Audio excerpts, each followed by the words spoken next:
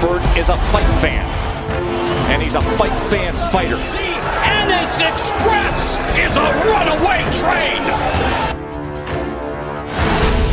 Ain't no pressure when you built for this. Man down, round one. The truth hurts. Ladies and gentlemen, presenting the undefeated super flyweight from San Antonio, Texas, Jesse Bam Rodriguez!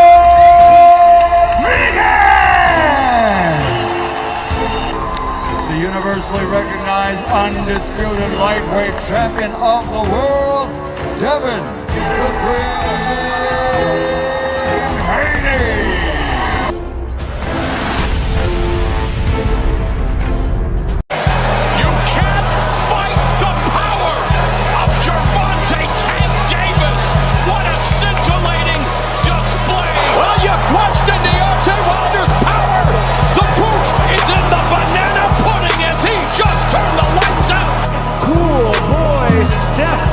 Stephen Fulton Jr. The Ennis Express is a runaway train. Ladies and gentlemen, fighting out of Las Vegas, Nevada, here is the skilled, the highly regarded Devin the Dream Haney. Man, what up, man? We back in the building, man. Damn, am I too close? I don't know. I gotta get my camera right. But it is what it is, man. We back in the building. Man, I'm finna talk some shit tonight. I ain't even for a lot of y'all. Negroes ain't gonna like what I say, which is okay. I ain't got no problem. Ain't nobody gotta enjoy nothing that I say. But what's going on with all this bullshit ass talking? Everybody wanna talk in boxing. But niggas ain't making fights. Fights ain't being made. Fights ain't happening. And now we got to deal with the bullshit. Man, hold on. Let me calm down. As always, before we get started, man, like we like to do around here. You know what I'm saying? Got to show love to everybody who show love here. We dropped the link early because we get started late. Let me make sure I put the link in the chat. Make sure I do things the right way. I'm going to be in order now. I'm going to be out of order, but I'm going to be in order. Let me make sure I'm in order. But what happened to Negroes? They say they want to fight. Everybody want to fight, but ain't nobody making the fights. Ain't nobody making the fights. None of them. Man, right now, we getting ready to go into April, and y'all can't tell me guaranteed fights that's gonna be happening right now. Y'all can't tell me. And the reason you can't tell me is because it's some bullshit. Hey, we got the new drop, man. Hey, y'all, if y'all if they really want to smoke, you know what they need to get out there and do? What they really need to get out there and do, they need to do bitch. Mantis in this bitch. Wash the Chevy doors. Mama, I saw Jesus. Get low with it. Whoop a bitch. Whoop a bitch. Whoop a bitch. I turned around and I spun the nigga. Pretty Ricky, baby, grind on me. Wish a bitch would, then jet thriller dance. Call me Dragon Ball Negro. Swag surfing. Where my DoorDash order? Not you? All right, then. Keep it moving. Old dirty bastard, drunk style. Too low to get under. Too high to get over. Melodies from heaven rain down. Damn, my socks wet. Got a rock in my shoe. Somebody need to whoop a bitch out here, man. Whoop a bitch. That's what we trying to see. We ain't trying to see none of this other stuff, man. We ain't trying to hear these conversations and all the bullshit that we hearing, man. I'm sick of it. I'm sick of the talk. Man, make the fights, man. We in the mid. We almost making it through. We done made it through a third of the year, and y'all can't tell me outside of Keith Thurman and Sebastian Fundora, what's the next big fight we gonna have? Y'all tell me. But before I get into it, let me do things the right way, as I always like to do. Shout out to my brother in the building, man. Hey, y'all make sure y'all go sub to my brother's channel. Hey, Five be over there cooking. Five, I be watching. I don't always pull up. I ain't always in the chat. But I be listening to you. Hey, Five be cooking on it. Hey, he be cooking on y'all ass, man. Hey, I love how Five rock. You know what I'm saying? That's my brother and I love him. Man, shout out to my brother Five. Shout out to Crush, the legend. Crush in the background. Crush, I got you. Give me 1 second. Shout out to Clarence in the building. Well, real quick, with Crush, y'all make sure y'all go sub to Crush. Coffee and donuts for grown-ups. You understand what I'm saying? Every morning, always talking some of the best topics out here, man. Shout out to my brother Crush, the OG in the building. Man, Clarence McClain, y'all make sure y'all go sub to Clarence. He doing a hell of a job as well. Always live, you know what I'm saying? He out there interviewing fighters, you know what I'm saying? Some of y'all don't know who these guys are because y'all don't really follow boxing like that. But he following boxing. He going and he getting the story with these guys, man. Shout out to my brother Clarence, man. Always live early in the morning, doing a hell of a job as well. Shout out to my brother Steph in the building. Steph, we missed you last night, brother. We missed you. Great biblical talk last night. You know, hey, we can't wait to have you back on Friday. And if anybody want to pull up, y'all hit me up. We have biblical talk every Tuesday and Friday night. We have biblical talk. So y'all pull up, man. Hey, you know, if you want to talk about the Bible, and we doing it the right way. We in Genesis, and we're gonna work our way through every scripture. You know what I'm saying? And we're gonna talk about it. That's how we rock around here. Shout out to my sister in the building, man. Y'all go sub to my sister channel, Vacay. Vacay, look, she doubled it up on y'all. She live in the morning, and then she be live in the afternoons as well. You know what I'm saying? Not always, but most of the time. And doing a hell of a job over there with her show. A fantastic show, man. Y'all go sub to Vacay as well. Let me see. We got my brother in the building. The young brother, Joseph Jackson, is in the building. So he said, I got the Ray Charles on. I don't need him, man. I don't need him. It just, well, I ain't gonna lie to you, I do need him. I got old in life, and the computer screens hurt my eyes now. They done start hurting my eyes. So it is what it is. It is. Hey, I ain't Ray Charles, but I'm old. I done got old out here, man. Me and Keith Thurman the same age. Keith Thurman 37, I'm 37. We both 88 babies. Shout out to Keith Thurman, man. Sometimes Thurman fighting this weekend. Shout out to my brother Blue Hustle Man in the building. Salute to Blue. Blue, what's going on, family? You know it ain't nothing but love and respect. We're gonna talk about Wilder and Chisora tonight as well. Shout out to my brother Aircraft Carrier in the building. Hey man, always love and respect. My brother Cash is in the building, straight out of Alaska. You understand what I'm saying? A brilliant individual as well. Man, Cash, he got a channel. He kind of on the low with it. He on the low with it. So I don't know if it's time for it yet, but let me know when I need to blow your spot up, Cash. I'll blow it up. You know what I'm saying? We got my brother in the building, Zoomverse. Y'all go sub to Zoomverse. Always being, and shout out to my brother Zoom. He always showed me love. You know what I'm saying? When my son wanted to play Call of Duty and things like that, Zoom was like, man, bring him on with us. So we would go rock with him. You know what I'm saying? For Call of Duty and things like that. Hey, some type of way, no disrespect, Zoom. Zoom was always better than me. My son ended up being better than both of us. I don't know how that works. These youngins, man, y'all know how the young folks is. They understand that shit way better than we do. Did I miss anybody? I don't think I missed anybody.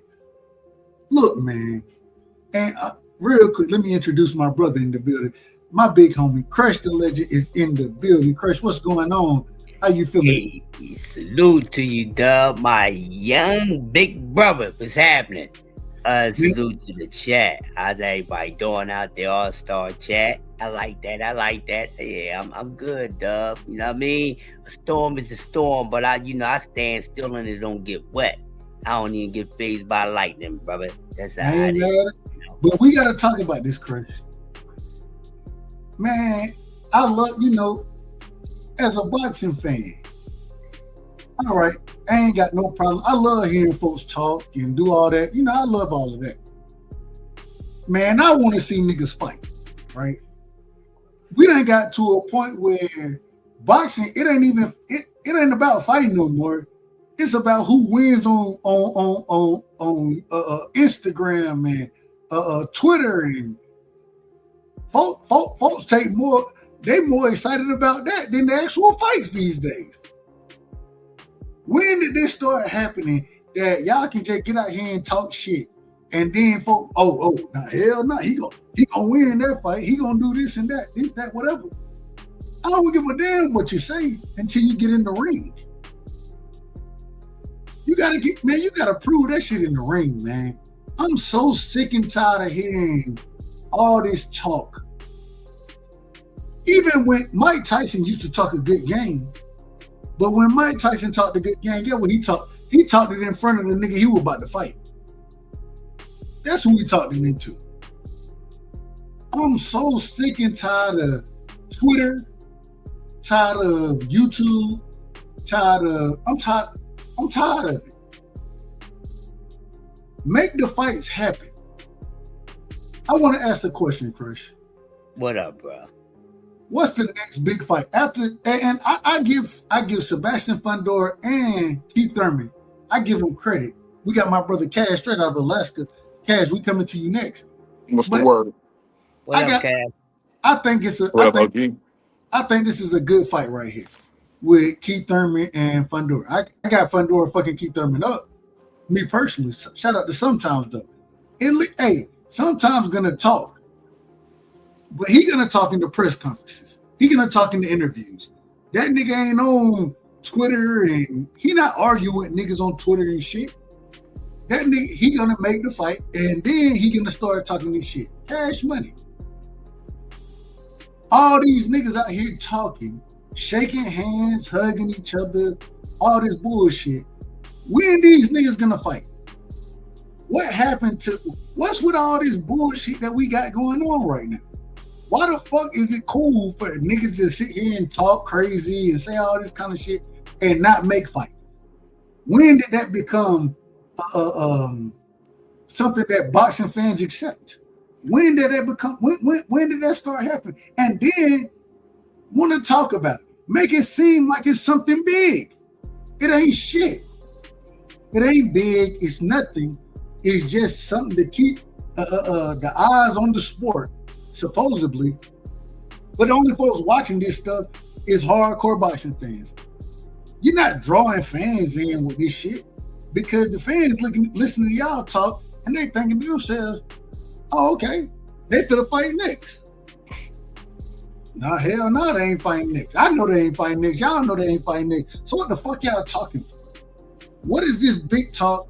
Stop the bullshit, man. I'm sick of it. I'm sick of hearing it. About time. I know. Hey. Hey, you already know I'm on emoji, so come on, get it off. Get it off your chest, man. We listening. Criticize me as much as you want to. Criticize me. We listening. I ain't got no problem being criticized. I'm sick of this shit. And it's bullshit going on out here, and it's continuously going on. Back to back. I'm sick of it. Well, it may have took me a second to find my way around here, and I understand it. I ain't perfect, and I'll take that on the chin. At the same time, man, fuck these niggas, man. I'm sick of all these dudes. I don't care if your name is Shakur. I don't care if your name is Devin, Boots, Virgil. Man, nigga, who you fighting? And when you gonna fight them? And is it a big fight? That's it. Yeah. I ain't asking nothing else no more. I'm not speculating. If y'all notice, I didn't stop doing. I'm like, man, I ain't even got shit to talk about with boxing, except gossip. Yeah, ain't that crazy? I'm sick of talking about fucking gossip. I ain't talking about no goddamn gossip no more. Who the fuck want to fight? Who want to smoke? And if you want to smoke, prove it. Don't sit here and talk about it. Make the motherfucking fight. Make it. I ain't trying to hear about how much you're getting paid. Hey, if you worried about it, then tell us we ain't gonna make the fight because I ain't getting paid enough. Then stop talking. Stop saying I'm gonna I don't get the. You out of order, man. Hold on. Oh, my bad. Stop telling me you finna whoop everybody's ass if the price is right. Nigga, either you gonna whoop ass or you not. Either you whooping ass or you're not whooping ass. It is what it is. And I'm sick of it. And we're gonna call it out. And that's what, hold up, man, you up, Cash. My bad. I forgot my shit ain't on mute. Thank you. Hold on, man. We got to get Cash to drop, man. We got to get, hey, and Cash, you know I love you. We got the new drop. This one. I thought I hit mute. Bitch, Santa's in this bitch. Wash the Chevy doors. Mama, I saw Jesus. Get low with it. Whoop a bitch. Whoop a bitch. Whoop a bitch. I turned around and I spun the nigga. Pretty Ricky, baby, grind on me. Wish a bitch would, then Jet Set. Thriller dance. Call me Dragon Ball Negro. Swag surfing. Where my DoorDash order? Not you? All right, then. Keep it moving. Old dirty bastard, drunk style. Too low to get under. Too high to get over. Melodies from heaven rain down. Damn, the socks wet. Got a rock in my shoe. Calm down, man. You sound like you got a rock in your shoe. All I'm trying to tell y'all is at the end of the day, I'm sick of this shit, man. I'm tired of listening to it. As a true boxing fan, regardless of who I think win, lose, whatever, nigga, stop the cap out here, man. Stop talking. Stop whining, crying. Stop that shit, man. We didn't have this. When I was coming up, Negroes wasn't out here whining and crying and they wasn't doing this shit. They was making fights. You call a nigga name, they gonna respond. Either they want the smoke or they don't. That's it. Y'all niggas out here doing everything but making fights. Oh, well, I'm gonna fight this person. Well, I might fight this person. Man, so now it is 4 motherfuckers that you calling out, and you ain't gonna fight none of them. I'm tired of hearing it, man. I'm tired of it. And it's fucking the sport up. It's fucking the sport up. It's making boxing look soft. It's making it look ridiculous. I'm just sick of this shit. I'm sick of it. All right, I got that off my chest. I apologize for cutting y'all off. Crush, it's on you. Cash, we come to you next. OG, what's your thoughts on anything that I just said? Hey, man. Welcome over to the right side, man. You know, I've been on that time for a minute. I knew you'll come around to it, Dub. You know, you just had to see it for yourself. I've been on this for a long time. I've been saying it. That's all these dudes just want to rap. Won't they just go sign a record deal like Carissa Shields? Shit. Too much rapping. And ever since this pandemic, I'd rather call it, and everybody had to stay home and get behind a microphone and the goddamn video camera, that's where it all started at, Dub. Started from there. Everybody get behind a microphone, a camera, and a goddamn keyboard and just become everything that they really ain't. They ain't showing us a damn thing. And it's a damn shame that these fighters is on every damn platform. They on X, they on Instagram, they on your mama's email, all this bullshit. Ain't nobody fighting. Keep rolling up, talking about, I want to fight this guy. You know he in 2 weight classes up, weight class down. I'm tired of clout chasing. I'm tired of it, man. These dudes should be penalized for this bullshit ass capping. I don't give a fuck about seeing your face in the camera. I give a damn about somebody trying to put a dent in your face. I'm in for boxing. I grew up in the era where they ain't do none of this shit. They talking like they walk in, they got down to business. Not all this wanting to be get. When Ali said somebody's name out of his mouth, they was getting to business. And he meant what he said. And his opponent responded, they meant what they said, they met in the ring, they got it the fuck on. These dudes ain't doing nothing. And I'm gonna tell y'all this, stop blaming Floyd Mayweather. I'm tired of hearing y'all keep blaming Floyd for what? Floyd fought the best of the best and got it from the mud. Floyd didn't come in here and get no damn belts in 2 or 3 goddamn fights, 14, 13 goddamn fights. He didn't do none of that. So the things that these guys got going on, how can y'all blame Floyd? Floyd didn't do none of that shit. But y'all blaming Floyd Mayweather? Floyd challenged himself. He wasn't jumping from weight class to weight class and all this bullshit. He was running through shit. So no, don't blame Floyd Mayweather. You know what I'm saying? You can lead a horse to water, but you can't make him drink.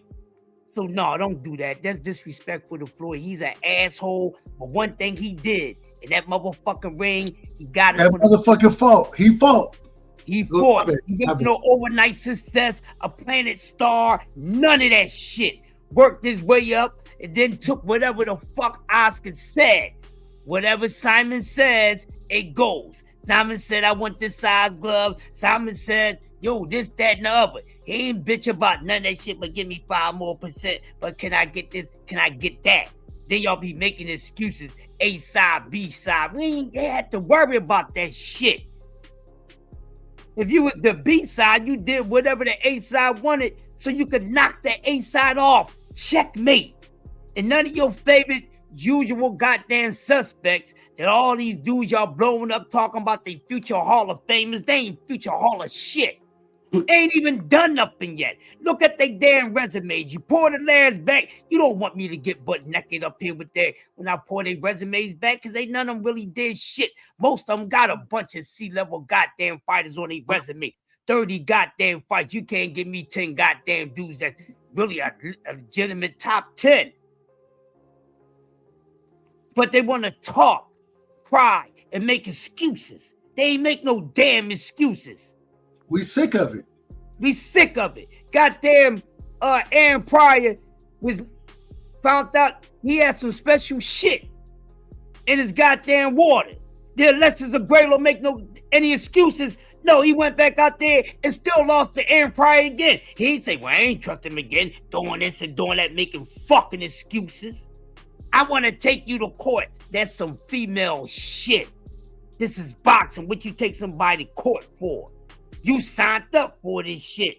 It's all right when you punching somebody upside the head, but when they punch you upside the head, it's a problem. This nonsense need to stop, and it's a lot of some of you content creators and you whack-ass fans' fault. Just like these damn soft-ass fighters. That's why they soft fucking warm pretzels. That's what they are. They voice leaders. I gotta tell you, Chris, you know, you get opportunities when you rocking on YouTube and you can interview this person. Man, I ain't trying to interview none of you motherfuckers. The reason I ain't going to because once I start asking the tough question, niggas don't want to answer that shit. Matter of fact, what they gonna tell you is, well, I thought this was I can't. I plead the fifth on that. Man, I ain't trying to hear nobody plead the motherfucking fifth. Tell the truth, man. Why the fuck the fight ain't happening, nigga? Why it ain't happening? And I'm just, Cat, my apologies. Shout out to my brother Paid. We coming to you next after we go to Cash. Salute to my brother. Cash, what you got for me, man? Talk to me. I mean, shit, we've been talking about this for a while. You just been you was dub middle side, like OG said. Now it sounds like you got to where we been at for a minute. Because a lot of people have been making excuses for niggas who've been doing all the talking and the social media posting and the videos, the shit that you're talking about you're sick of now. And we've been talking about the niggas who've been trying to get fights made on how they supposed to get made. So shit, I'm glad we all here. So yeah, let's talk about it. Hey, you ain't never heard the one thing I ain't never made excuses for nobody. Ah man, look, you made excuses for Devin going to fight Regis for that 1.5. Oh, he's going to get another belt and bit when Tank done contact this nigga for a fight. You know what I mean? So I'm glad we here now. Let's just stay where we at. Let's forget about the past. Let's try to do better. Let's try to do better from here on out. we can definitely talk about it. Because you just said I'm making this. I'm gonna address that directly. But go ahead, finish your point. I'm done. Go ahead, Paid. Shout out to my brother Paid in full, man. My brother, much love and respect, Paid. Respect. What's going on, Crash? What's going on, Cash? Give me your opening statements, man. I mean, shit. I'm glad we all right here right now. Shit, that's pretty much where I'm pretty much tired of the fucking talking, bro. It's a lot of talking about, not enough fighting, bro. A lot of niggas want to run up, push up on niggas or whatever, but then don't have the same energy for this another nigga or whatever. But I'm all here for it, bro. We got the young brother in the building, man. Joseph, not Jonathan. And you know they brothers, so I get them mixed up here and there. But we got Joseph in the building, man. Salute to my brother Joseph Jackson. Joseph, welcome to the show. What you got for us starting the show off, man? Man, I just wanted to say it's a lot of capping niggas up here, man. I come in peace, man. I don't want no trouble tonight. Wait, but you said there's a lot of capping dudes. Hold on, so you let him finish. Let him get his bars off. Let him get it. Nah, I gotta throw a shot at Cash Crypto every time I come up. He know who I'm throwing the shot at. I'm throwing them right back, so go ahead, get your bars off. That's what we do. Though. What's up, Joe? Nah, but I agree with Cash Crypto on this one. It do be a lot of people talking and not a lot of action. So they need to work on that. We need more fights than media stunts. I can say that. I can agree with that. But that's it. I want to ask a question real quick. So we got Keith Thurman versus Fundora. We can talk about that. We talked about that the other night. But if y'all want to talk about it again, that's fine. What's the next big fight coming? Hang on, I got one last point on that thing though. Oh, do your thing. Because OG, you pointed out about the social media. They didn't have all these things back in the days when niggas was just really real about what they was talking about, and then them niggas got in the ring and fight. Now these niggas you think they not in these channels looking at 100 niggas that look like they're attorneys and they're making excuses for every move that they do? I mean, these niggas know they can get away with everything, in anything, because shit, they see it. So fans are part of the problem. I mean, I'll say that. And the social media shit is crazy. This is a soft ass era we in. These niggas ain't fighting enough. Right. Niggas was fighting way more back in the days, fighting better competition coming up. These niggas is protected and fighting once or twice a year. Like, nigga, what? Hey, man, Cash, I don't like to say this too often, but when it comes time, I'm gonna say it. I'm calling it the majority of the hoe ass niggas. I'm calling these niggas hoe ass niggas right now. The boxing community is supporting hoe ass niggas. And you can name the fighter 9 times out of 10. If you name him, I'm gonna call him a hoe nigga. I don't give a damn what that name is, because you tell me to bet who they done fought. It might be, it ain't even a handful out this motherfucker that I can name. It might be a handful, maybe a handful. I might have a handful. I might have 5, maybe. And that's a struggle right there. Man, there's some whole shit going on. I'm sick of the whole shit going on. I ain't trying to see none of that shit, man. And social media is social media. I understand that. But damn it, if you gonna get out there and pop crazy shit and y'all gonna be talking crazy on social media, fuck social media. Nigga, sign the contract and get in the motherfucking ring with each other. Sign the contract. That's my thing. I agree with you, bro. And that's why I got mad at Keyshawn when he did that shit with Abdullah, bro. Because at the end of the day, my nigga, he at 135, bro. You know you can't make the weight. So why the fuck are you pressing up on that nigga, but you don't got smoke for the niggas that's actually at 140 right now, bro?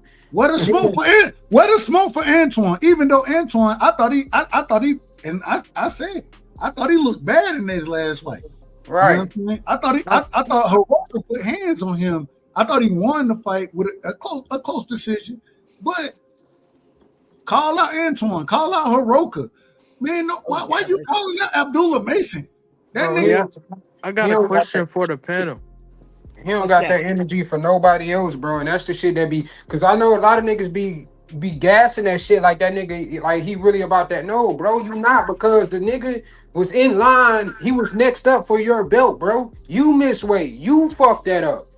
So how you gonna try to backtrack now and talking about, are we gonna fight this year? My nigga, like, you bugging, bro. Somebody out at your weight class, bro. Or move the fuck up. If you think about it, there's only a select few motherfuckers who really are in control of their career. These other dudes just be yapping like they are, but they really not. Name the names. The niggas who are in control of their careers, I would say like niggas like Devin, Tank, the hot but niggas that who got a nigga like Jay Prince. I Nigga, say you is David not. Benavidez in If Jay control. Prince is your fucking manager, you are not in control of your Your career. career at all. Period. At Point all. blank. I don't know why they got us arguing about these dumb narratives, trying to make believe and make a wish. No, nigga, fuck that. Let's skip Cash the common Crypto, sense, man. you agree with me when I say David Benavidez, he in control of his career? Because it look like he do what he want to do. Yeah, he's out here fighting motherfuckers too. Yeah. Shit. Yeah. I agree with that too, Joe. Yeah, I And, agree with he's the type, and that's the type of nigga that we need in boxing though, because that's the nigga that's not he the type of nigga that, bro, he won't smoke with any and everybody. So if he can't get the fight that he want, all right, cool. I ain't finna wait on your ass. I'm finna move the fuck up and I'm gonna get to smoke with the next big nigga. Yeah, he go to the next big thing. You right But about but that. but the thing is, even with David Benavidez, and I agree with y'all. I think David Benavidez, he pushing for the biggest fights he can make, right? He pushing for it. Canelo ducked the shit out of David Benavidez. I think we all agree on that. Yeah. Ducked the shit out of that man. And we hold on real quick. We got Big Dog Will in here. Hold on, give me 1 second. Big Dog, we coming to you next. We're gonna come to you next. But hey. Even when Canelo ducked him, he said that's fine. Do whatever you gonna do. You know what I'm saying? I'm gonna go figure this shit out. I'll figure my own shit out, and I'm gonna keep trying to fight the big names. I'm gonna fight the best competition I can fight. Well, why everybody ain't? That ain't how everybody moving. At all. Everybody ain't moving like that. And now we seeing right now, individual, and I love, y'all know I love, and Shakur is my guy. I love Shakur. You know what I'm saying? Man, ain't no way you should be calling anybody out at 47 if you're not moving to 47. And asking for a fucking You see, he rehydration changed his card. tune. I like how he changed his tune. On he calling out everybody from 140 to 135. That's where I Hey, y'all think not gonna I can live with that. I can live if you're not Who the fuck moving did he up. call out? Because I'm trying to figure that shit he out. called out everybody. Hold on. He I just literally want to called say. out- I just want to say Hold this. on. Big Dog, get your bars off and welcome to the Okay. show, Big Dog. This is welcome. Salute, Paige, Joseph Jackson, Cash Crypto, Crush, Dub. Salute. What up? Man, I just gotta say something. Hey, Payton Fool, you know that Jay Prince ain't gonna let them niggas fight. I agree, but that's my point. That's the point that I'm getting at, bro. Why you calling this nigga out? if you Because know Jay that you Prince can't told make him to. Jay Prince told him to do that. No, He got bro. three. He got three of the most talented fighters at that weight class. He ain't gonna let them niggas fight. I don't think he told him to do that though. Hold on, real quick. quick. Hold on, real quick. So, Big Dog, you're saying that Jay Prince told Keyshawn to call Abdullah. I mean, it's not. I think what I'm trying to say is that's all smoke. That's all smoke and mirrors. It's all smoke and mirrors. Is that what you're saying? That Jay Prince told? Yeah, it's all smoke and mirrors. Yeah, he said that. He said I like the controversy. He likes to get a spotlight on his fighters. That's what he said. He said that in an interview not too long ago. Yeah, he said that.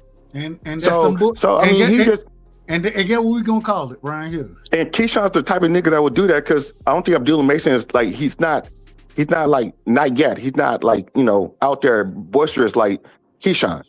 And I think that was it's just a play on. He's just fucking around. That's he's not bullshit, serious. bro. Like that shit corny, bro. Because I don't see you having that. Hey, that's what they do nowadays. Now that's bullshit, But bro. that's why it's the name of the show. Like you just said, this is what they do nowadays. If you look at the name of the show, stop talking so much and fight. Right. What happened to real fighters? Real niggas back in the day, real fighters, they weren't doing this bullshit that these niggas doing. Ain't nobody calling folks out just for clout. Because It's a different time in the day. It's a different time though. We're used to. Hold on. It could be a different time. I'm gonna call this time out then. I'm calling the time out that we in. And if they're gonna be acting a motherfucking fool, I'm gonna call them a motherfucking fool. That's what I'm gonna call them. I agree with Pay what he talking about with the Abdullah stuff, but like I didn't really care when he was calling out Devin because like at least you like trying to that's a bigger challenge to me, I guess, because like Devin got the status and all this and that, but like Abdullah Mason, like if you wanted to fight him, you should have made the weight. That's how I look at it. Agree. He's not didn't going wanna to fight him. Yeah, He wasn't going to. He wasn't planning on fighting him. Keyshawn up to 47 in his next fight. Nah, it looked like he fighting Nair Albright. That's what it looked like. Okay, Yeah, then. he's So- fighting Albright next. And that's it's still cap. But here's the But I These thing. niggas, don't that's mind. what. Hey, Oh, Dub. my bad, Hey, OG. Jackson, Cash Crypto Crush. This is what these niggas do nowadays. I don't know how to express it. All of them. All of them. That's Not you can't just the pick whole one or two, point. but all of them do it. It's not all of them though. But that's It the is whole all of them. point. Yes. That's Benavidez the ain't doing that whole shit. point. Benavidez is the only. Yeah. Look at his weight class. There's nobody in his weight class. How people can't talk. Man, we're not gonna blame the weight class. Man, hold on. David Half Benavidez the ain't people duck in no his weight smoke. class can't talk. Not half. That Or nigga 95% of moving them. up, beating bigger Man, motherfuckers. David Man. Benavidez continuously has he tried to fight Canelo. Canelo didn't want to smoke. That nigga tried to fight Bivol and he tried to fight Beterbiev. Yeah, he had to do. beat. Hold on. After he beat what's the nigga name, man? Morrell? Well, he beat Morrell as well. The other No, dude, the big muscular dude. What's his name? I can't call his Boxer? name right now. Oh, you No, the talking mus- about what's his muscle name? musclehead dude. Any Yeah, other day, musclehead I'll dude. call his name, man. The UK fighter, the nigga, Yardy. Yard, Yard, yeah, yeah. Anthony Yard, Yard. Anthony Yard. They said he ducked Calvin Smith though, because Calvin Man, Smith was supposed to fight. how Hold the on. fuck you duck Callum Smith? You're not ducking Calvin Smith. I'm just trying to be contrary right here. They said Come he on, ducked bro. Calvin Smith because You out of order, he man. was supposed Yeah, to fight come on, Calvin man. Smith on the turkey card, and You he out of talking about order, he wanted man. to go over to Saudi Arabia. You can't put Duck and Benavidez in the same Joseph Jackson, sentence. you really believe Callum that? Smith. I mean, but Joe Hell didn't no. say Joseph he Jackson, you said believe it. that? Yeah, I He know said it. y'all remember what happened though. He talking about But my but fan Jackson, base I is just want to ask you, do here, you believe that? Hold on. this and that. Let Joseph finish. Hold Joseph, put it all the way in context. So because you finna get fried. Respect. I Yeah. say that respect. Yeah. No, he's not going to fire because he don't believe it. You don't believe that shit, do you? But I'm gonna just say it though. We gotta put it out there. He was supposed to fight Calvin Smith in Saudi Arabia. He turned that fight down, talking about his fan base is in America, this and that. And then his next fight, he go fight Yard in Saudi Arabia. So like, Because he ain't had no other choice. You gotta. It's all context to that, bro. I mean, but I mean, is even that though I really? don't believe it, that Is that really a duck though? contradictory right there. Is that really a duck? It's a contradiction. I hear what you're saying. I think Because David Benavidez. It's the weight class he's in. No, I don't Because think he all these ducked, little but I'm niggas that just we saying like, we gotta put it out there. but all the little niggas that we like, Tank and Shakur and Keyshawn and Abdullah Mason and Devin and whoever else, all these little niggas, they have their divisions are stacked. And I mean, they all they do is they're like little divas, all of them, including my guy Shakur, including you guys Tank, including Devin, all of them are divas, and so that's what they do, huh? I can appreciate that. I never thought I'd hear you say that. I get on Shakur's case all the time. they're divas. The truth is the truth. They're divas. They're all divas, and they all got something to say, and they can't do this, and nobody wants to fight that person. This person need a weight class on this person. This person's too small. This person don't need a weight class. This person is a weight bully. He's not a weight bully. It's just too much going on. And them niggas, though all three of those weight classes fight 35, 40, 47, it should be popping. But it's not doing 54. Let me say this real quick. Let me get this off. To make it even worse, y'all ain't gonna like this, but that Ryan Garcia showed y'all that it really come down to if the fighter really want to fight, he can maneuver around and get some shit done. So facts. Since And some of these Garcia, niggas really be talking about fights they want, if they don't not getting that fight done, by all means necessary. Ryan Garcia was pulling some bullshit. Hold on. But the shit. thing, hold on. But with Cash, and I agree with Cash, Ryan Garcia, even though Oscar said that he didn't want to fight with him and Devin, that nigga, he got his lawyers involved and said, nah, this the fight we finna make. I thought it was with Tank. That was with Tank. That was with Tank too. It was with Tank Okay, too. it was with both. Oh, that's fine. Either way, with both of them. Ryan, he went around. Hold on. He went around Oscar and said, and in this situation, just be honest. Ryan Garcia, I still think he a drug cheat, but that nigga, at least he showed he want to smoke. He ain't ducking no wreck. Ryan Garcia ain't ducking no wreck. You know what, Dub? I don't believe. I think he just be talking himself into shit, and then he. Anyway, What you're saying? What you're saying? No, big dog, you wrong because you hella wrong. You can't talk yourself into something and then Now, if he talk himself into something and then don't fight, what he just did with Shakur was some stupid shit. Every time he talked himself into anything, he end up in the ring. What he did with Shakur was on some dumbass shit, though. What you mean? He did with Shakur was on some punk ass shit. Hold on. What you mean? What you mean by that? All right. Let's hold on. We got to be in order on the panel. We got to be in order. Let's be. I just want him to elaborate. Hold on. Let's do things the right way. I don't understand how you don't understand. Let's do things the right way. So let me real quick. I think Pay got a question for Big Dog, and then we're gonna open it back up. But we got to be in order. We all can't talk at the same time. Y'all know I love order around here. I apologize for interrupting y'all. But Pay, ask your question, and then we'll let Big Dog respond. We're gonna bring Jonathan back in here, Cash, and then Crush. Go ahead. I was trying to get him to expound on what he was saying. Like, basically, what do you mean by that? Elaborate. Okay, so in terms of Shakur, with the thing with Shakur, what Ryan did, Ryan was like, he the one that asked Shakur to fight. He said, "I'll go down to 144." We're not even talking about that, nigga. Why are you even talking about that? No, because you said Devin. Hold on. Cash, don't cut him off. You say shit about Shakur. But let him. No. You said no. I'm just hold on, y'all. We let him finish. So then, hey, if you want to crucify him, that's fine. But let him finish what he's saying first. Yeah, Cash, it's about what he said something about Ryan, and I was like, Ryan tried to get his fights, but when he do be contradicting himself a lot, and that's what I'm just trying to say. So that's why I interjected to your comment. And okay, but real quick, hold on, Cash. Let the man finish, man. That nigga long-winded for no reason. Hurry up, nigga. I mean, no. He in order. He's in order. He's in order right now. So you out of order. You the one out of order. Hey, when niggas move the goalposts, man. Hurry up. Let the man finish. Goalposts. I said Ryan contradicts himself a lot.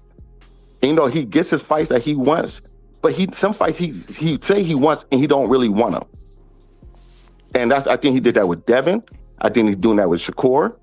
I think he's doing that with those two particularly. I think he's doing that with them.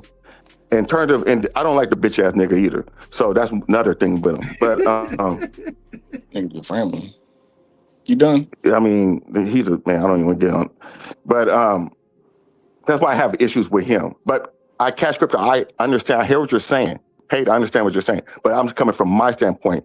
I think he talks. He say he want to fight people, then he don't want to fight them. Go ahead. He use them for clout. I don't care about none of these niggas enough to where I don't like them or dislike them, nigga. What I said was the nigga, Ryan showed us that you can go around your promoter and everybody else go to your lawyers and get a fight done. Period, point blank. That's what I said, nigga. So attack that point and don't move the goalpost, nigga. About no Shakur and Ryan later on. The nigga proved it and point blank. There's not even debatable, nigga. So why are you trying to debate it? I'm not debating nothing. What are you talking about? Amazing. I think you just ready to fight. I wasn't trying to debate I feel anything. like you're arguing two different points right now. Real quick, Jonathan, what do you as far as the points that's going on right here? And I'm not trying to talk about just one. All right, Big Dog. We talking about getting fights made, not niggas. What that nigga was talking about. I'm not gonna say he ran. He just I don't know what happened. He might be at work, so I'm not gonna say that. But Jonathan, what did you get from that? And then we go into Crush, we go into Paid as well. What did you get from it was like any fights I've seen that Devin and Shakur won't. I've seen them make the fight, so like I can't really say they ain't made fights that we wanted to see, like, cause I didn't see them make fights that I wanted to see, so I can't say they ain't made no fights. Ryan just got some of the bigger fights, but like he only got 3 fights that we wanted to see. Like all the other ones was just like poo-put, really. So that's all I gotta say about that. Would you agree or disagree? I mean, Ryan Garcia, he's made, as far as boxing goes, he's made the biggest fights right now. Ryan Garcia. Would you agree or disagree with that? Nah, I ain't gonna fully agree. I wouldn't say he made the fights. He just campaigned for it. But like the other side had to agree to it, and they was basically the A side. So But he ended up end up having to bring his lawyer in against Oscar to make those fights in at least two. I know of at least 2 times that had to happen. Would you not say that's making the fight? No, And he just I'm not arguing even. on his behalf with Oscar. Like that, they got a little beef going on. That ain't him like doing nothing special. That's just him doing Well, what he gotta do. his promoter is saying that we don't want to make these fights, and But I he's feel saying, like most go of ahead. that stuff, I feel like it's a publicity stunt with them. Like, 'cause they always come out like they beefing, but they always won to me too. Like, it seemed like a beef, but it's not a beef. So I feel like it's publicity too. Like, I don't think like he got to force Oscar. I feel like Oscar wanted it the whole time. Then why He just make it seem like, had to bring the lawyer in? Nah, that ain't true. Yeah, he I definitely don't. had That's to what I'm bring the lawyer saying. in. I don't believe the stuff that they said happened behind the scenes. I don't believe that. Well, you got to explain why would he have to bring his lawyer in then in order to make that fight? Because Oscar did not want to make that Tank fight at all. I don't believe that because Oscar always want the green dollar. You just arguing to argue right now, my nigga. No, I'm not. I'm just saying they always act like they beefing, but they not beefing. It's just Well, like no, Floyd. I get what you're saying, Joseph, It's but just we're like not Floyd talking. Mayweather. Hold on. It's just like Floyd Mayweather and Tank Davis. Every time Tank finna fight, they always came out with like a little elaborate beef, but they really not beefing. If you understand what I'm saying. So I think that's they stick. So you He think act like he getting a lawyer, but it's really they all won behind the scenes. That's how I look at it. It really go into the title. So that really what they doing, they're just talking a lot. But the problem is they make at least they making the fight. And whether maybe you're right. Maybe you're right. Maybe you're right. No, nigga ain't right. I'm just saying maybe he is. But what I'm wrong what we've seen, What I'm wrong on, no. What we've seen is Ryan Garcia continuously make big fights. We've seen that. That's a fact. Regardless of how you feel about Ryan Garcia, we've seen him continuously make big fights. And multiple times his lawyer had to step in and fight against Oscar Oscar to make the fights happen because Oscar wasn't looking to make those fights happen. Virgil tried to do, I don't know what Virgil was trying to do. I ain't even gonna lie to you. I'm still questioning exactly what Virgil was trying to do in that situation. But Ryan Garcia, he continuously ends up in big fights. And even when Oscar didn't want those fights to happen, according to Oscar, Ryan would bring his lawyer in, and his lawyer would be like, hold on, no, you can't stop us from making this fight, and we're gonna make the fight. And then guess what happened? They make the fight. That's a fact. I don't believe none of them niggas say because both them niggas liars, man. Well, you ain't gotta believe it. You can see what happened with the fights. Yeah, Joseph, you can look at after the fight, Oscar wasn't even there on the damn stand with Ryan. Come on, man. It's obvious that nigga didn't want the fight. Man, what that mean? Man, what you mean? The nigga didn't want to fight. Why the nigga wasn't there? Man, come on, bro. Only motherfuckers was there with. You gotta learn how to read the situation, my nigga. Nah, man, I'm not reading nothing, bro. Cause that was their cash cow at the time. You gotta think, bro. Ryan was their biggest name at the time, bro. He went in there and fought a fight that they did not want him to fight. Next thing you know, all of a sudden, Oscar come out talking about he getting death threats and shit like that, bro. Like, come on, bro. You gotta read the room with that shit. I'm not a Ryan Garcia fan, right? Me neither. But at the end of the day, I'm gonna give credit where credit is due, and I have to give credit to Ryan Garcia because who else been in these fights? Bro, hold on, real quick. Hold on. He was able to even with the shit happening the way it happened with the Tank fight. You know what I'm saying? Rehydration, all that. He was like, damn, that man, make the fight. Ryan, regardless of what you want to think, when he fought Devin, you know what I'm saying? Make the fight. He missed weight, whatever. Make the fight. Ryan done stood on business. He done stood on business. He out of order, but he done made the fights. If everybody move like Ryan Garcia move, we're gonna see much more fights than we seeing right now. That's a fact. But I don't like it, like the way y'all talking like he the only one who making big fights, and that's not true at all. I didn't say he the only one. No. But you didn't hear what I said. I never said he was the only one. I just used him as an example to say that he went through and went off of what we've all heard. He went through and said, "Man, damn the nonsense. I want to smoke with this dude. This is who I want to smoke with." When Oscar come out there and say, "Well, you need to tune up," no, fuck the tune up, fuck all that. Hey, lawyer, come here. Go on and tell him he can't do this to me because I don't know exactly how that play out. I ain't a lawyer, so I ain't that smart. But hey, he said, "Come here, lawyer. I need you to go on and make this happen for me." And guess what ended up happening? The fight. So I don't know exactly how it play out. But one thing I can say is that we can't, Ryan, he ain't ducking nobody. Can we say Ryan ducked somebody? Yes. Who Ryan ducked? Man, we ain't gonna forget what happened at 135, man. The nigga was the interim champ for 30 years, man. We ain't gonna forget about that shit. All right, that's fine. If Y'all you want can to forget about it. If you want to say he ducked Devin at 35, that's fine. I have no problem with it. My problem is they still end up fighting. Yeah, years later. But it ain't no duck. You can't. How you gonna duck somebody but you fight them? You can't duck somebody that you fought. Yeah, years later. In that moment, it was a duck. We're not talking about a specific moment. We're talking about in general. I'm talking about in general, Joseph. In general, let's bring the details into it. But But the details that you're gonna bring are at 35. That's what I said. You said who he ducked. You gotta name a time and a date. Okay. And that's what I did. I don't really. But sometimes the fights ain't at that time. It's probably wasn't meant to be made at that specific time. A lot of fights get marinated like that, bro.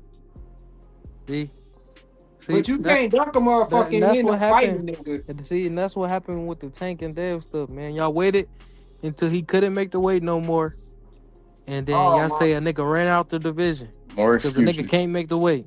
This is what we talking. What we talking about? The excuses, man. You gotta cut it out, man. So let me. So now, I didn't even plan to get into duck talk tonight, and I'm not gonna get into. Well, let's not get into that. No. I was gonna say it's up to y'all. It's up to y'all. We can get into it. I don't have a problem getting into it because I can talk about it. Yeah, you see they running. You see they running. It's good though. Hey, it's pointless. Yeah, it's pointless. I just say that, man, because when that happened, right? It happened so early in their career. You know what I'm saying? Devin did what he did. Ryan did what he did. Was the fight have been made at 35? In my opinion, yes. I thought they could have fought 3 or 4 times, or well, at least 2, possibly 3 times. I still think they're gonna fight at least 2 times. I hope they fight 3 times. And I think we need trilogies in the sport of boxing. I think trilogies help the sport. You know what I'm saying? It give you that. When we look at the trilogies that were made previously, always great fights. You understand what I'm saying? So I would have wished that it happened earlier, but it happened. That's my whole point. Is the fight was made, and ain't nobody ducked nobody in that situation. They both fought each other. You know what I'm saying? So, and then we get the drug situation and the no decision, all that kind of stuff. That's why I say I still want to see it again. And I think even after that fight, we got one more time to see it, in my personal opinion. It depends on the outcome of it, though. Hey, Pay, can I ask Pay the question? Well, real quick, before y'all ask Pay the question, I got my brother in the building, man. An individual that I got a lot of love and respect for. An individual running a great show at his own on his own panel. Dean, by any means, is in the building. Salute to my brother, man. Dean, welcome to the show. What up, bro? Give me your opening statements, my brother. What's going on, Dub? Man, I was just chopping. I seen you was live, man. I wanted to just come show you some love, bro. Hey, That's all. Dean. That's it. What's Dean, going on? I want to just say my condolences, bro. I ain't get a chance. I ain't know that had popped off, but my condolences, dog, for sure. Yo, man, I appreciate you, P. Thank you, man. I Oh, what appreciate happened? you, bro. What happened? My aunt passed away yesterday when I was live, but I Oh was man, live, so I didn't know. I found out when I got off. So you know how man, my that go. condolences as well, man. My condolences Man, I as well. appreciate y'all, man. Man, What's people, going on, y'all? hey, no disrespect, man. We got people, man. Everybody, I just gotta say it. Make sure y'all show love to everybody because, man, it seems like it's happening on a regular basis. It's happening in my life. It's happening in y'all life. Man, people, hey, we getting older. Right. You know what I'm saying? And as we get older, we end up losing individuals. And man, hey, rest in peace, RIP to your auntie, man. Much love and respect appreciate to you, her. Doug. Appreciate you, Doug, for sure. Give me an opening statements, my brother, and let me get Piero in here next. Well, what was the topic? What was y'all speaking of? I just saw you was live and clicked the link. What was y'all talking about? Give me, Well, give me well, I'm gonna tell you what we talking about. We Talk talking to me. about Negroes out here, Negroes, Mexicans, Africans, Americans, as my brother would say. Shout out to one of the greats out there. Man, we talking about individuals talking all this. They talking so much online, but they not making the fights. Why are you talking so much and not making fights?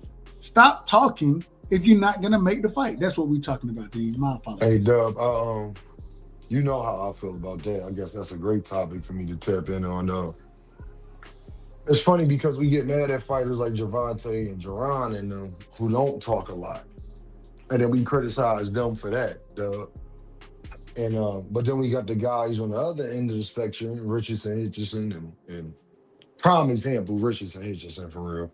Because and Keyshawn Davis, I would say, that do a lot of gap and say they want Dev, say they want this person, say they want that person, and they don't operate in a way where they actually try to go get those people. You see what I'm saying?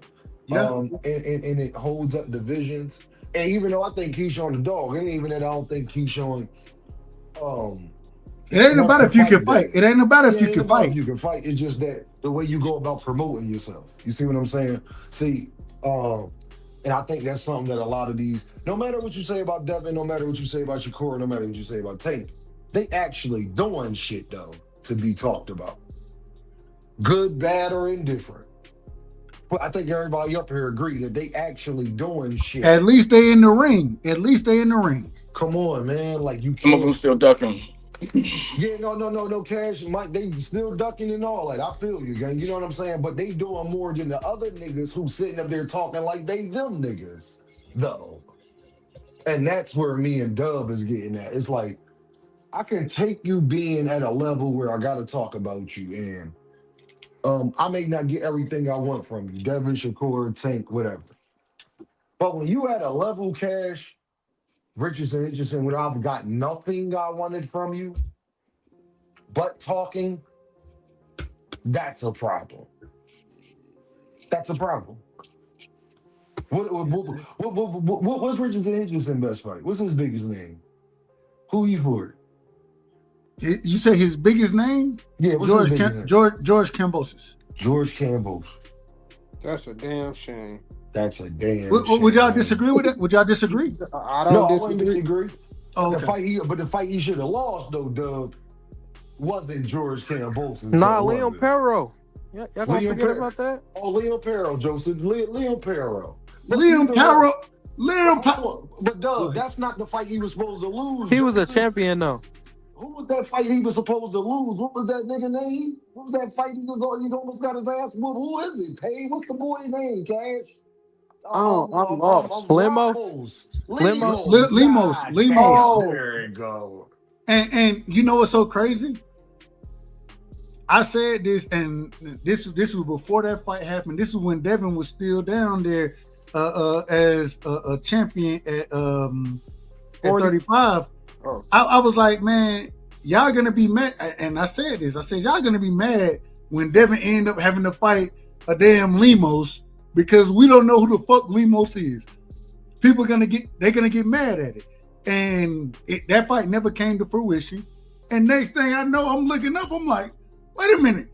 Devin was supposed to fight that nigga because Lemos was the mandatory down there at 35, and now I'm looking at Richard. I'm like, hold on, he fighting Africa for what? How he even in contention for this fight?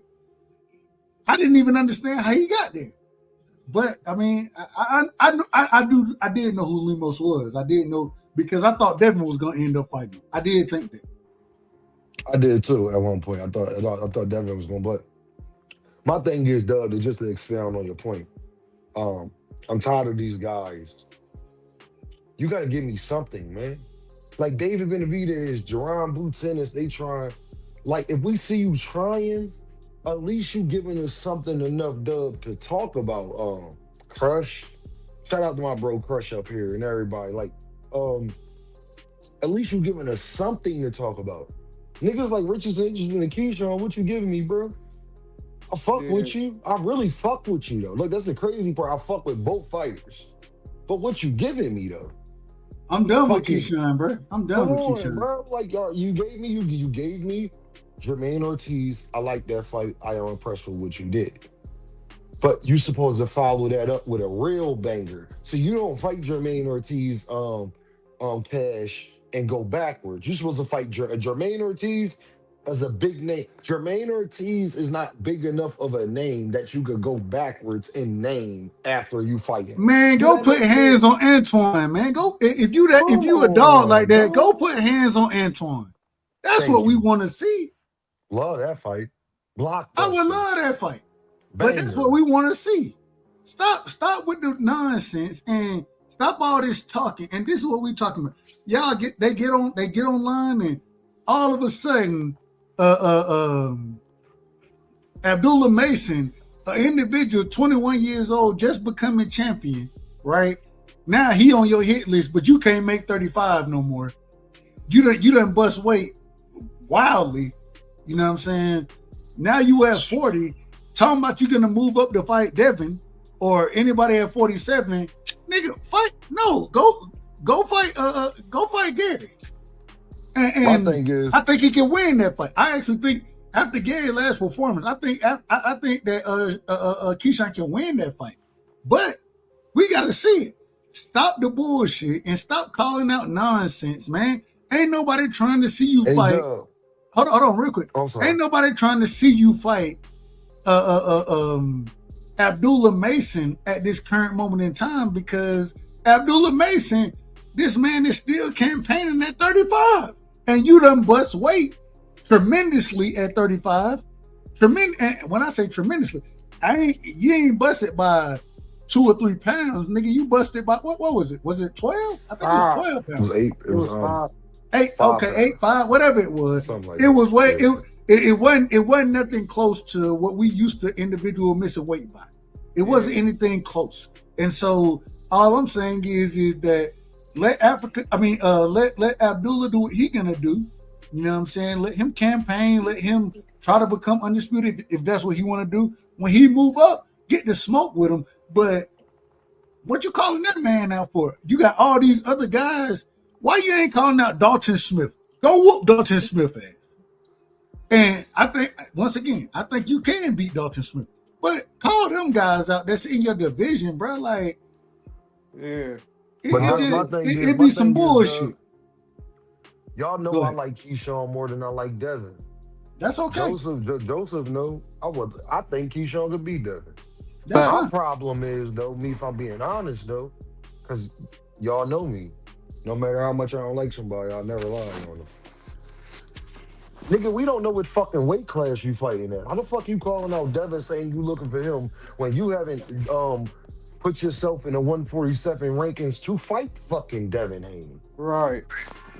And then you want Devin to entertain this shit. You're not even a champion at 40. You're not even a champion at 40. But my thing is, Dub, if you wanted us to take you serious, we would. Go to 147 then. Like, really go to 147 and go do it. Don't talk my head off about what you trying to do But when I keep looking on boxing scene every fucking day, your name is not in the 147 rankings. So how bad do you want to fight Devin Haney is a motherfucking question. Right. Because you don't want to fight the WBO champion, your brother. So the guy who you in a belt for, Dub, follow me, Dub. You want Devin, but you haven't went to 147. Damn. But you don't want to fight the WBO champ that you the number one ranked guy for. That's your brother. Miss me with the bullshit, bro. And that's why we asked the question, Dean. What happened to the real fighters? What happened to them? Oh no, this should get goofy, bro. Hold on, I just wanted to correct real quick. And Joseph, we coming to your next. I gotta bring my brother in the building. We got my brother Piro in the building. Shout out to my brother Piro. Piro sent me something crazy. Hey, Justin Timberlake. This was a couple years ago. I ain't finna get into it. We'll get into that a little later. But Piro, welcome to the show. Give me your opening statements, brother. What up, Piro? You're on mute. We can't hear you. All right. Hello. You good to go, brother? You good to go, bro? What up, Dev? What's going on? To the panel. Just wanted to say what up. I think Joseph wanted to cook, so go ahead. I just want to say something real quick. Y'all know Devin Haney don't fight no mandatories, bro. Say that again. Y'all know he don't fight no mandatories. Hold on, you said who? Hold on. You said who? You said who? Devin Haney don't fight mandatories. He don't do that. I don't know how. He just the sanctioning bodies don't be ordering it. The only mandatory he fought was Lomachenko, to my recollection. So he don't fight mandatory. So what was your question to me, though, bro? Huh? What was your question to me when you were done? It was gonna be about Boots, but okay. I don't know if you ready. Ask the question. Go ahead. Like, all right, I know it's some Boots fans up here. I ain't trying to ruffle y'all feathers, but like, nigga, you lying. Man, hey, Joseph, ruffle the shit out their feathers, man. Don't worry about that. Hey, You'll be fine. Do y'all take this fight as a step up fight for both of them? Because I look at both of them the same. They damn near got the same resume. They did the same thing. They both unified. So I look up. They both having they step up fights. That's how I look at it. Do y'all look at it like that? I agree with that, Joseph. And a step up for two different reasons. Boots getting a step up, Joseph, in the aspect of he finally getting on that stage. Like, he finally getting to fight Joseph where can't nobody say shit. Even if they try to say shit, you can't hate it. You feel what I'm saying? This pound for pound status right here. Yeah, this pound for pound. You can't hate it. Hold on. We talking about the Xander fight? Yeah. Bro, this pound for pound. That fight ain't happening. It's not happening. Why you say that? Man, listen, and I might be wrong. If I'm wrong, then I'm gonna come on. Y'all know I ain't got no problem being wrong. Ain't no way. Hold on, I'm gonna tell you why I say it though. I'm gonna tell you why I say it. Ain't no way Top Rank just signing over. You know what I'm saying with the zone match, whatever. Who the zone match room. All that shit the same to me. With them just signing that contract there. Man, hey, maybe that's what they want. Now here, bro. Hold on, man. Let me finish. Well, hurry your ass up. This like, it's my show. Nigga, it's my show. I'm gonna be long-winded sometimes. I'm long-winded.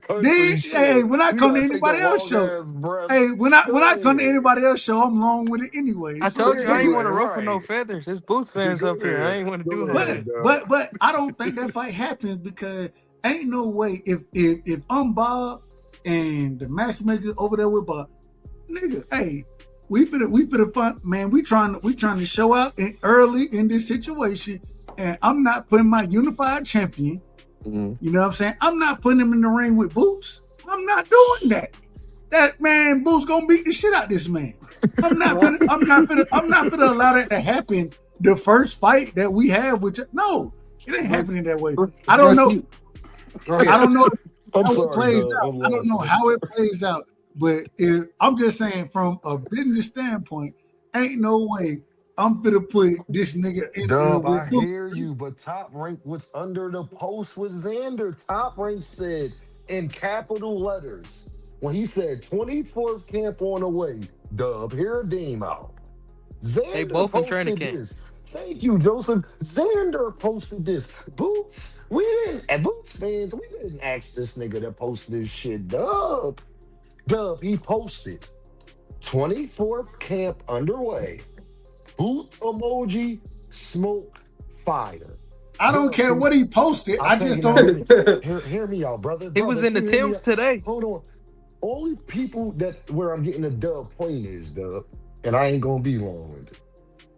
Do you want to know who was under the motherfucking post in capital letters saying LFG, exclamation point, exclamation point? Take a wild guess, dub, and who was under his post. I don't even know what that means. Top rank. I don't even know what that means. Fucking go. That's Who what said it that? means. Who said that? Top rank page, the actual top rank, because I follow them. They page said that. And then guess what Boots posted the next morning? What he post? Alonzo from training day. My nigga, son. And this the problem right here. Hey, Dean, this the problem. This the problem. All this social media shit that be going on, I ain't y'all tapped in more than I am. Y'all smarter than I am. Y'all know that anyway. So I'm not tapped in that way. All I'm saying is more talk, and if it happened, I ain't got no problem with it. I want to see the fight.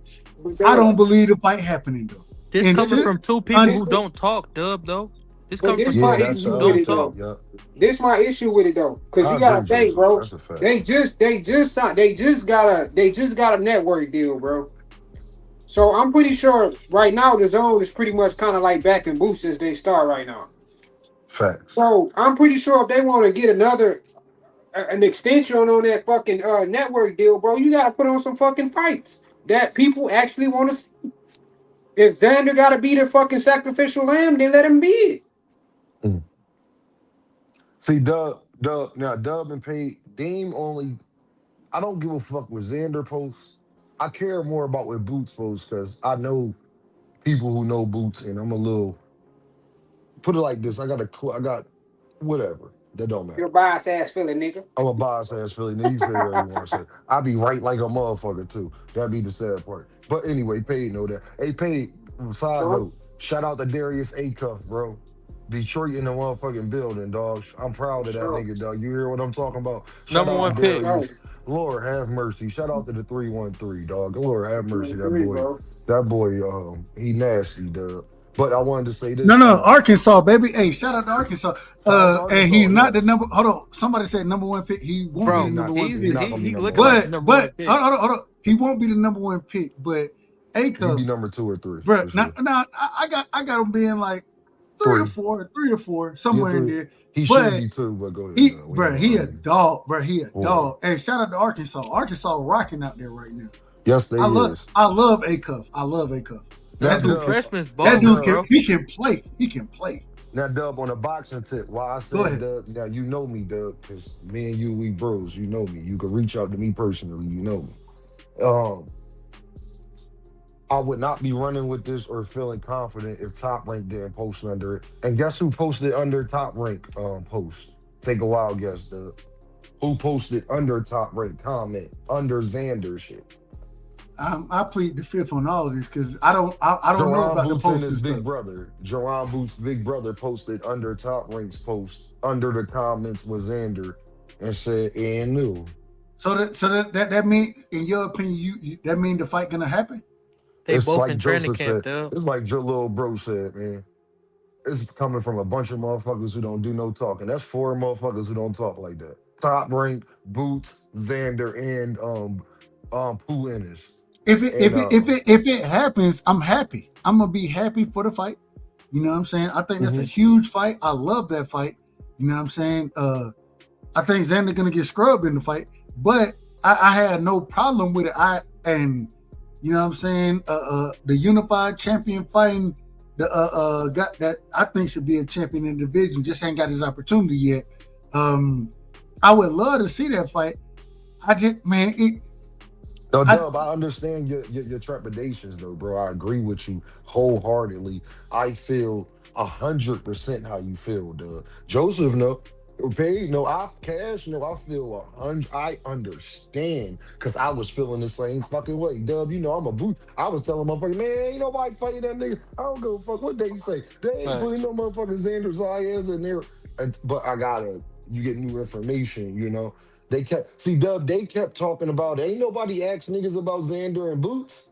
They put this out there like you know what I'm saying, Dub? Ain't I didn't. no content. When the whole Xander Boots situation started happening, I was like, that's a good. I want to see it, right? That's a good joint. That's a good joint. Regardless of what I want to see, 9 times out of 10, if I want to see it, then that shit ain't gonna happen. Yeah, it's not gonna happen. But at the end of the day, if it does happen, I would love to see that fight. I just think that Xander Gunn, But the answer I don't think to he have a question, chance. I don't think he have a answer- chance and in that fight. But go ahead. I seen Cash come off mute, Dub. To answer Joseph's question, though. Sorry about the train in the back if y'all hear that. To answer Joseph's question, because the window's open. It's a step-up fight for both and just in different aspects. Boots actually getting his opportunity, his step up to show the world that he a pound-for-pound fighter. Yep. Xander is getting his step up, y'all, where he could become a superstar, Dub. You see they promoting him that way. He beats Duran in this. He's a superstar the next day. Sunday, Cash, if he beats Duran in this on Sunday, Cash, that nigga is a superstar in boxing. He gonna be on Jimmy Fallon. Oh, my. Bro, I would. 100%. So let me. I want to ask a quick question. I want to ask one question. And I understand what you're saying. If he goes and fights, what's the nigga name? Josh Kelly. If he go whoop Josh Kelly, Nobody gives a fuck. That's fine. But he becomes he hold all the belts except for what Fundora got, and then he can, instead of, and I'm just being honest, this is how I would be trying to move that brother, and it might seem like I'm ducking boots, and I ain't even gonna lie to you. If I'm promoting the man, if I'm promoting them, I'm trying to go get that third belt, and then I'm going after Fundora, and then I'll fight Boots. That's how I would line this thing up if I'm promoting him, because now with us being, well, when I say us, I mean him and Top Rank being aligned with Matchroom, that type of thing. Now you have that opportunity because that's what Josh Kelly is, right? So you can go and unify again, and I think he beat Josh Kelly. I don't think Josh Kelly's that good. But Dub, they tried to do that, Dub. I don't know if you was aware though. I'm not. They said Josh Kelly was acting like a prima donna. That's what Xander team was saying. Josh Kelly ducking? He ducking now? Yeah, so you got to kid Dub. Yes, they tried to do that. I had to stop looking at this stuff, man. They just talk too much. Dub, they tried to make the Josh Kelly fight first. Okay. Xander people said Josh Kelly was acting like how he was acting with Bakram at first, like shit. Like he was on something like trying to outprice himself shit. And then here it is part, Dub, because ain't too many people gonna say this. You remember the WBA hasn't had a mandatory at 154 since Terrence Crawford, to even before Terrence Crawford, because Madrimov had it. They didn't even have a mandatory before that. We agree. So behind the scenes, it might be one of these things, y'all, where it's like the WBA, like, Xander, do it or we make you do it. So we rather you look like you doing it on your own than you saying no, Dub, and then we press that button and you have no choice. Because you're not getting a Josh Kelly fight right now. Because think about this, Dub. Boots could be on some shit like towards Eddie. Nah, don't offer him Josh Kelly. If he don't get the unification, Dub, he can't stop the mandatory. You remember he said on that interview? You feel me? You remember he said on the interview when he was on the radio station, Josh Kelly turned the fight down. Yeah, Josh Kelly turned the fight down. That's what they saying. But I'm saying, Dub, just hear me out on this, Dub. Just one part. Matchroom got Josh Kelly. You don't know behind the scenes. I don't give a fuck, y'all, what Eddie say on these goddamn interviews. He fucking with Boots more than Josh Kelly. Believe that shit. Well, he should be. You're gonna fuck with the better fighter. You're gonna fuck with the better fighter. Don't offer it. Make Josh Kelly outprice himself. So where Xander has no choice, Dub, because they got this network deal, take the fight or don't. If you say no when we initially try to make it, guess what the WBA can always do, Dub? Guess what they can do real fast. And they did it to Jermell Charlo, so don't nobody say they won't do it. They gonna order that fight. They gonna order that fight. Amazing. And there you go. Ain't that amazing?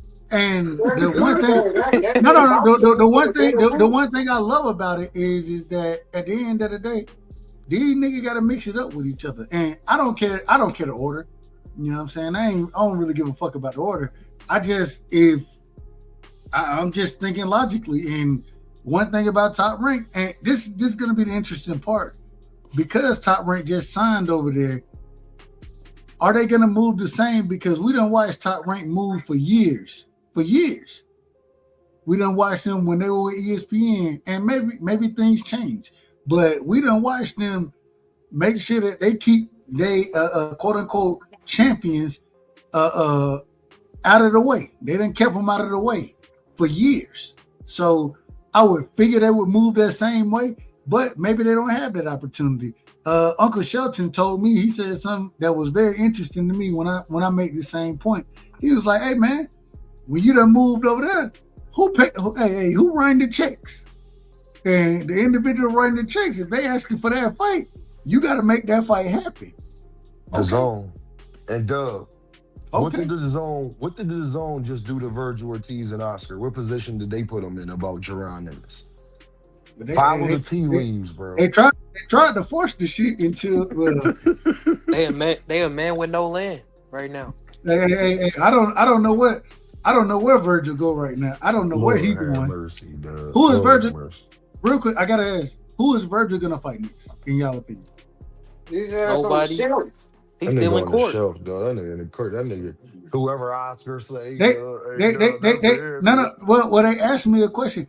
I got asked the question the other day. They said, "Do you think that Virgil Ortiz will end up like Mikey Garcia did?"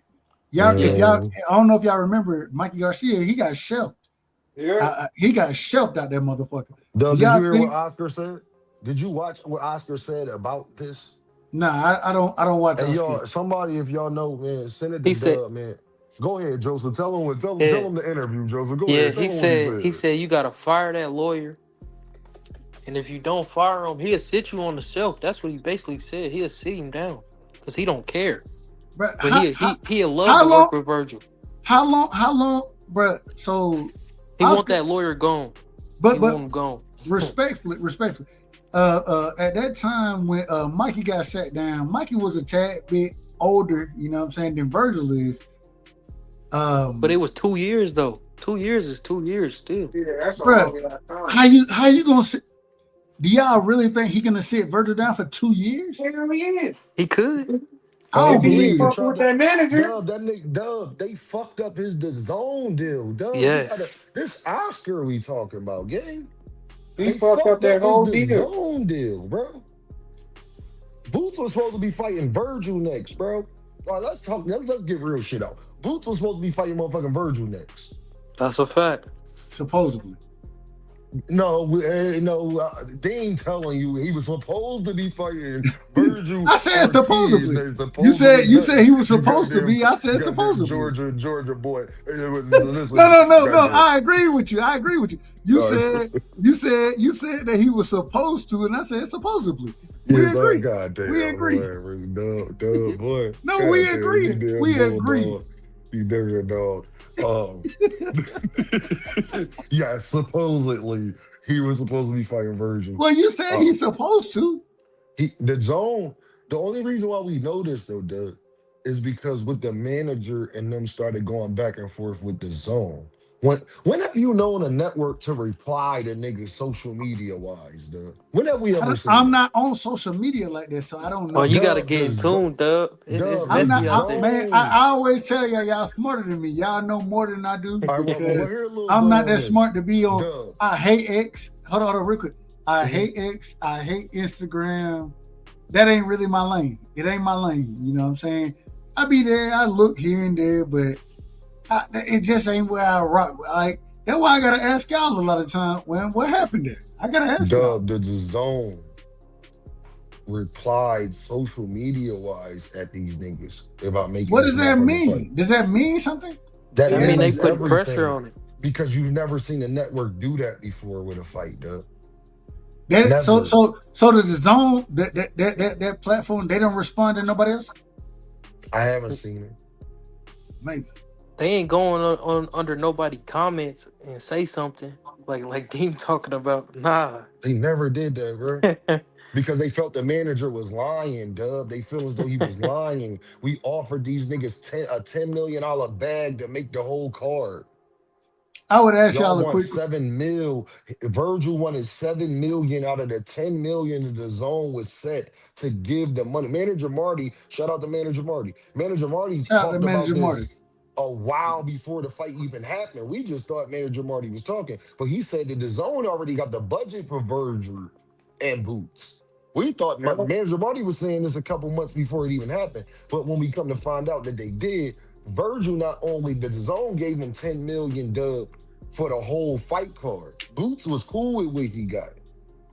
Virgil wanted 10. He wanted the whole 10 million dub at first. The whole 10, dog. That's some drunk shit. And I'm gonna just be honest with y'all. Y'all understand the social media aspect of it better than I ever will. I ain't that good on social media. I ain't gonna lie to y'all. I ain't got no reason to lie. That ain't my lane, you know what I'm saying? But I want to ask. So are we saying that the fight? Well, let me ask it this way. Who stopped that fight between Virgil and Boots? Who stopped it? I think the Virgil manager. Ortiz, no. Manager and Virgil. I think it was both of them motherfuckers. It was Virgil Ortiz Sr. It wasn't nobody else. Paid. When we was talking, Paid, remember we was on KO panel? Yeah, it was and saying. Remember when Oscar was saying Joseph was there? Remember that interview leading up before Boots came down there, y'all? Remember he was like, Boots don't want to come down here. And all that, right? And then remember Virgil Ortiz Senior interview on YSM Sports Media. Remember, or Fight Hub? It was one of them. It was either YSM or Fight Hub. Hold on, Dean. So you're saying it was his father? It was Virgil's father who stopped it. I'm saying he causing his a lot of father problems is behind the is scenes. the virus, like he's the link pin. Yep. Where Virgil's going to listen to his dad. Follow me, Dub. He's going to listen to his daddy. That's his daddy, like all the rest of these fighters do, right? And Virgil going to listen to his pop, even though his pop look young as shit. Him and Virgil look like they're the same motherfucking age. But whatever, I don't y'all figure that shit the fuck out. But that's his goddamn daddy, right? Virgil Ortiz Sr. is doing. Now, hold on, Dean. You're being long-winded. Respectfully. Okay, I'm sorry. Virgil Ortiz Sr. is doing this, Dub. What he's doing is he's playing both sides. Where the manager is talking to him, y'all can get more bread. We could do this for the fight. Oscar doing this. Oh, okay. And then he's going on Oscar. No, Oscar, it's not really like that. That's why at first Oscar was like, no, I love Virgil, but the manager, but the person that could have deaded all of this, Dub, if you really think about it, is Virgil Ortiz Sr. Yeah. And this is why I say this is why the name of the show is what it is. Stop talking so much and fight. What happened to the real fighters? Damn what that man talking about. At some point in time, every fighter got to take control of their career. They have to. And I understand listening to your father and all that kind of stuff. I understand it. But if that's what you're going to do, then we're going to call you out about it. We're going to call you out. Real quick, let me move things around. No disrespect to my brother Dean. And no disrespect, Dean. Pay, go ahead. We're going Jonathan. We're going Cash. We're going Crush. And then we're going Piro. What topics we on right now then? You said the same topic, man. The same topic that we've been talking about. Oh, I've been saying. I think it was his manager, bro. I think it was a combination of both of them. Because like I said, if you go back to the Ryan fight, when Ryan wanted to get that fight done with Tank, bro, he got it done, bro. He ain't go through no manager, none of that. He went straight to his lawyer and got that shit done, bro. So all that shit with Virgil on, bro, I think that's some bullshit, bro. So you think Virgil team is out of order? Yeah, Virgil definitely, definitely. Because like I said, it was a fair. What better deal can you get when a nigga is offering you 50-50 split, 45 55 to the winner? Let me ask this. Let me ask real quick. When you say that Virgil's team was out of order, that's not that's excluding Oscar and saying that Virgil's team was doing something that Oscar didn't want to happen. Is that what you're saying? I believe no. Oscar. I don't think Oscar. I think Oscar honestly wanted to fight, but part of me do, part of me don't. I think Oscar was on bullshit too. I don't think neither one of them wanted to fight. So my final say would be, I don't think neither one of them motherfuckers, Oscar or the manager, really wanted that fight. Cash, let me ask you. Oscar was I think Oscar was just saying bullshit like that just to appease to the public because obviously they felt like that he was getting a lot of heat for that shit. Cash, are you blaming in this situation after what we done heard so far? Are you saying, or do you believe Virgil and his team, Oscar, or Boots? Who do you think didn't want this fight to happen with Boots and Virgil? Who do you think didn't want it to happen, and why isn't it happening? Well, it sounds like it's Pops. So Virgil, his father. With me, I blame the fighter at the end because I ain't going for that. My pops told me to do. I'm a grown ass man. So, but I mean, if you're asking me who don't want to fight, I think Virgil would fight Boots. But I think, just like you said, you can't be cool with with some fathers guiding their son's career like Devin, and then not cool with this father. I'm in the middle on it. You know what I mean? So, but I don't think his pops wants to see his son get his ass beat. And I think Virgil, maybe he got confidence like he could fight Boots or beat Boots, but I don't agree that that's gonna happen. But I think his father knows what's gonna happen to his son early in his career. He don't want to see it happen. So he pulling the whole card. Call it what it is. Hold on, real quick. But let's highlight the niggas. No. Hold on. Let me say this last piece. Let's highlight niggas like Boots and who's he about to fight if the fight gets made? Xander. I mean, I don't want to hear this Xander's getting forced. Maybe Xander's is one of these niggas who's confident in his skills and think he can beat Boots. It's another nigga who don't do much talking, but he's down to fight. So I mean, respect to that nigga. He gonna get his ass beat, but we gotta respect these dudes. Shit. No. I like Xander. I like Xander. I'm a fan, and I'm a fan of I'm a fan of Boots. I like Virgil. Can't no one say Xander not with the smoke if he go in there and fight Boots, man. He definitely No. I think he if what we hearing right now is true, and he get in there. What is Xander? 22 years old or 23, something like that. However old he is, a unified champion. He get in there with Boots. I can't give him nothing but credit. Win, lose, or draw, and I'm gonna continue to support that brother. You know what I'm saying? I want to ask now. Shout out to real quick. I got it. Damn. It's a good fight, brother. No, it's a great fight. It's It's gonna be good. I got to do things the right way. We got the OG. Well, he technically he is the OG.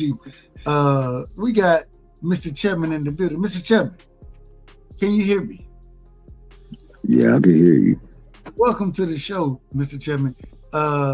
Give me an opening statement. Have you heard what we've been talking about? Nah, man, I just got back from the gym, and on top of that, man, I had to deal with some nonsense that I kind of sort of called. So I just tuned in, saw you guys on, so I said, man, let me go on and talk to my people. So my opening words are, shout out to everybody up on this bad boy, Crush the Mickey Fricky legend, that master of ceremonies, Cash, Crypto the cryptologist, the homie paid in full, Puddle Sword, Dean by any means, and my main man, Doug Right Side, Mr. Respectfully. Shout out to the chat. Yeah. Hey, we love you, Mr. Chairman. Hope everything work out. Real quick, we always have to ask you about health first. How the leg feeling? Well, that's part of the reason, man. You know, I was supposed to be driving the ladies up for an event, for a church event, and then somebody had decided to fill in for me because, you know, I kind of messed my stuff up. But come to find out that, you know, their insurance won't be covered. So they won't allow, because they want for the people who drive it to have liability in case something should go wrong. And the insurance that person has doesn't have it. So I told them, don't tell nobody. I would just drive it. We'll just go up there and get the vehicle, and then I would drive it if they weren't able to clear it, because she said she was going to be able to try to talk to them to clear it. And, I thought it was going to be last week. It turned out to be this week. And over the process of time, somebody found out, and it's a big to-do. So I'm gonna plead the fifth on all of that, because don't tell nobody what you're renting or what you're doing. Just do what you got to do. Respect. Oh, for sure. I'm still going to push it, but if they don't feel comfortable with me pushing it, then we just won't rent it. That's just the bottom line. But in the process, the person that made the contact with the other person just said they were going to drive it. I guess they feel like they should have spoken to them, but I asked them not to speak to anybody. And I actually spoke to somebody before I had asked her that, saying that it might be a possibility that she may not be able to do it. And I think that got misconstrued and things went certain ways. So now I'm over there trying to do damage control, and Mr. that's Tillman, what it is, bro. But we here to talk about something else. So let's talk about something. Mr. Tillman, I'm gonna tell you the truth, right? You out of order, man. You trying to fix the nonsense. You don't fix the nonsense. Let the nonsense play out, and then figure out how you gonna figure it out how you gonna figure it out. I want to ask this question. You always tell somebody they out of order, man. All right. What y'all want? Hey, tell me, Mr. Chairman. What? No, I ain't gonna do that. No, I was totally out of order. I was out of order, man. And that's the reason why we ain't got no order right now. And I'm over there on the phone talking to people that said, "Hey, we had an agreement. What the fudge happened?" I'm like, "Yo, what you mean?" Hey, Dean, listen. I'm honest. If I call you out of order, I don't mean it personally. Nothing. If you're out of order, you're out of order. Yeah, I'm out of order on a regular basis. You tell me I'm out of order all the time, bro. I'm used to it, brother. But you be out of order. I do be out of order. Hey, that's my middle name is out of order. Hey, but you want to know what though, Dean? When it finally come to the wash though, everybody that dumped on Tank, they really gonna be out of order, because none of them niggas gonna be saying like, "That was my bad." We ain't even talking about Tank. I know you ain't. You ain't really been one of them. But some of your cohorts and contemporaries. Hold on, Mr. Chairman. And this is why we got to do this.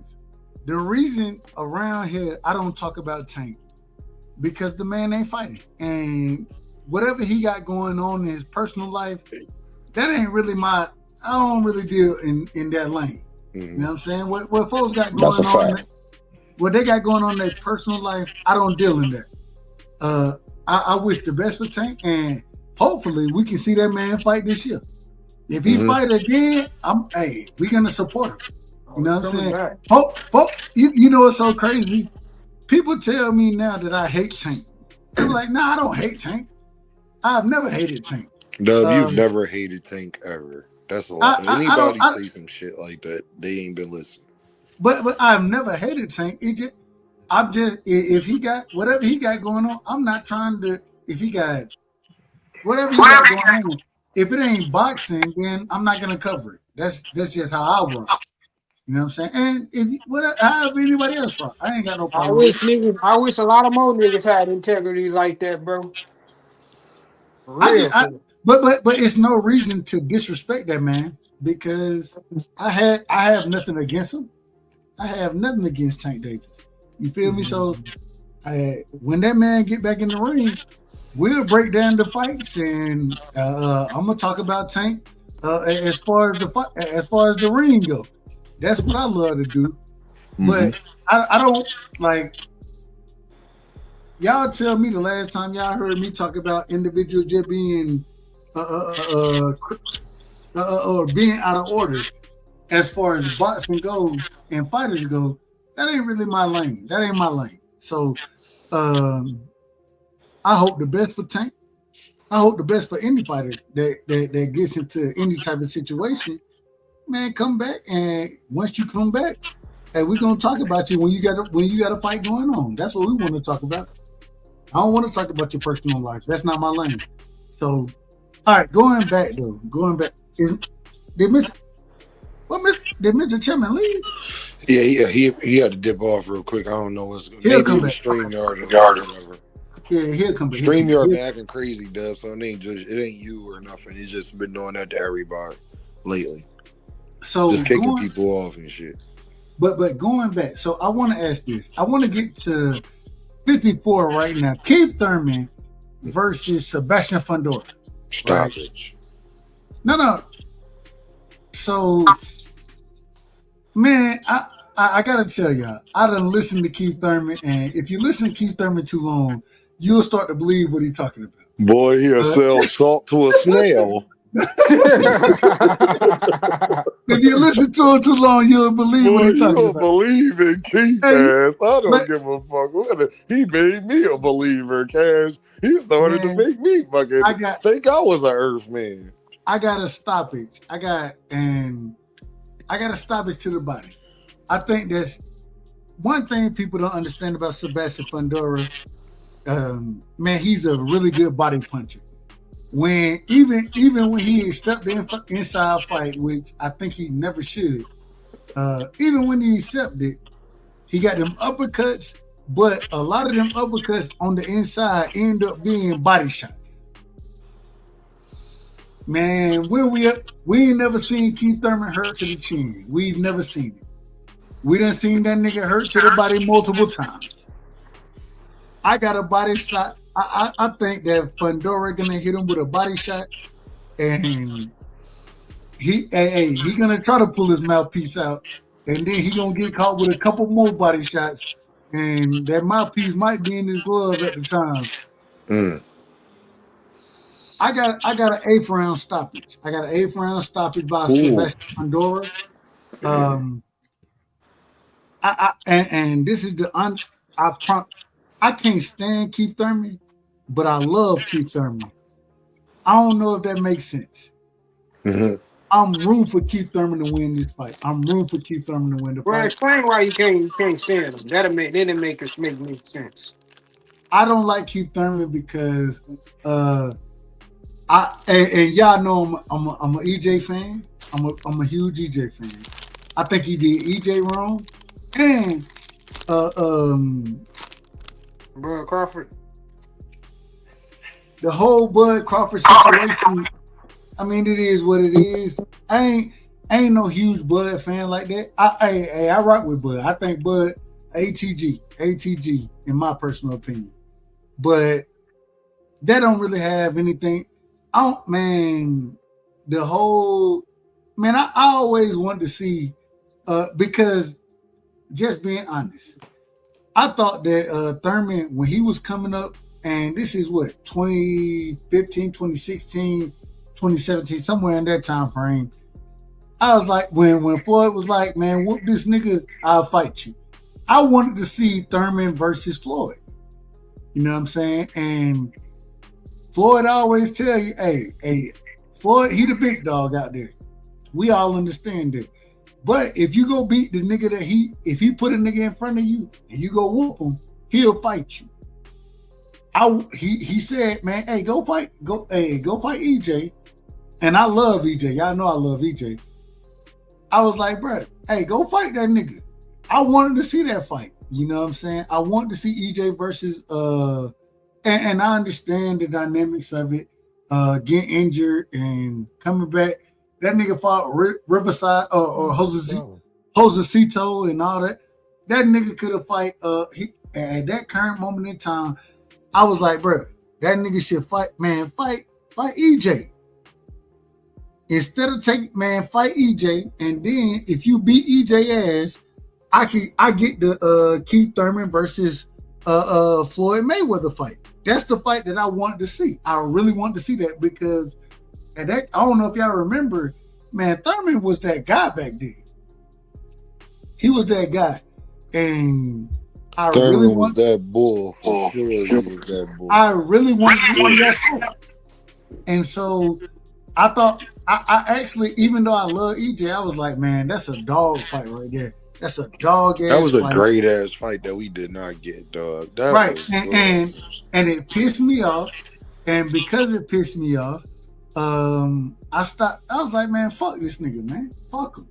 He done starred me because and then he went with the Riverside Rocky Josecito Lopez fight, and then the nigga went and fought Manny Pacquiao. I ain't had no problem with the Manny Pacquiao fight, but he loses the fight, and I'm like, bruh, you done fucked up everything that I'm thinking that you got what was needed to beat Floyd, and I love Floyd. But I want to see that nigga tested. Every chance I can get, I want to see Floyd tested. And I thought Keith Thurman could do that. And man, I just felt like it was some whole shit. That's my opinion. I might be out of order for saying it, but it is what it is. I agree with you completely. Say it again. My apologies. I said I agree with you completely. You cooking like a motherfucker. I agree with you completely. Keep cooking. That's what I was saying.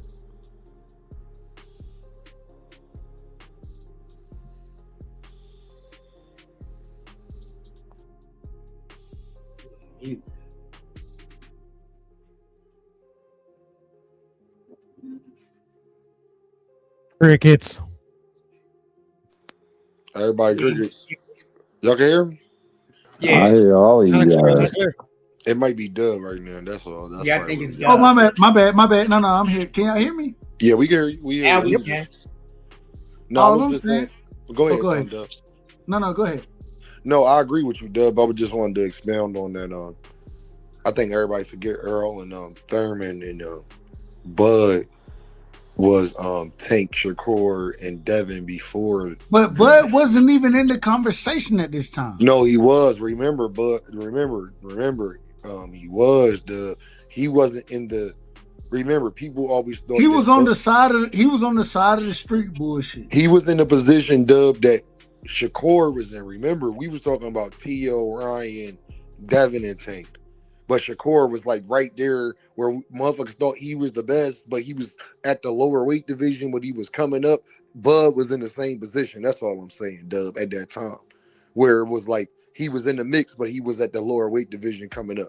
Just coming up. And but the problem is, Dean, is even and I have no problem with what you're saying. I have no problem. All I'm saying is at that current moment in time, Keith Thurman he was the guy at 47. He was the guy. Yeah. And because he was that guy, you know what I'm saying? And okay, we had the Manny Pacquiao shit happen, whatever. And even then, if you go back and watch that Manny Pacquiao fight, if it weren't for that knockdown, I still think Keith Thurman would have won that fight. But he got knocked down early in that fight. I had it a draw, but okay, however it played out. My whole problem was even before that, he was on par to fight Floyd Mayweather. And Keith Thurman, I don't know, and I call the man sometimes. I call him sometimes Thurman.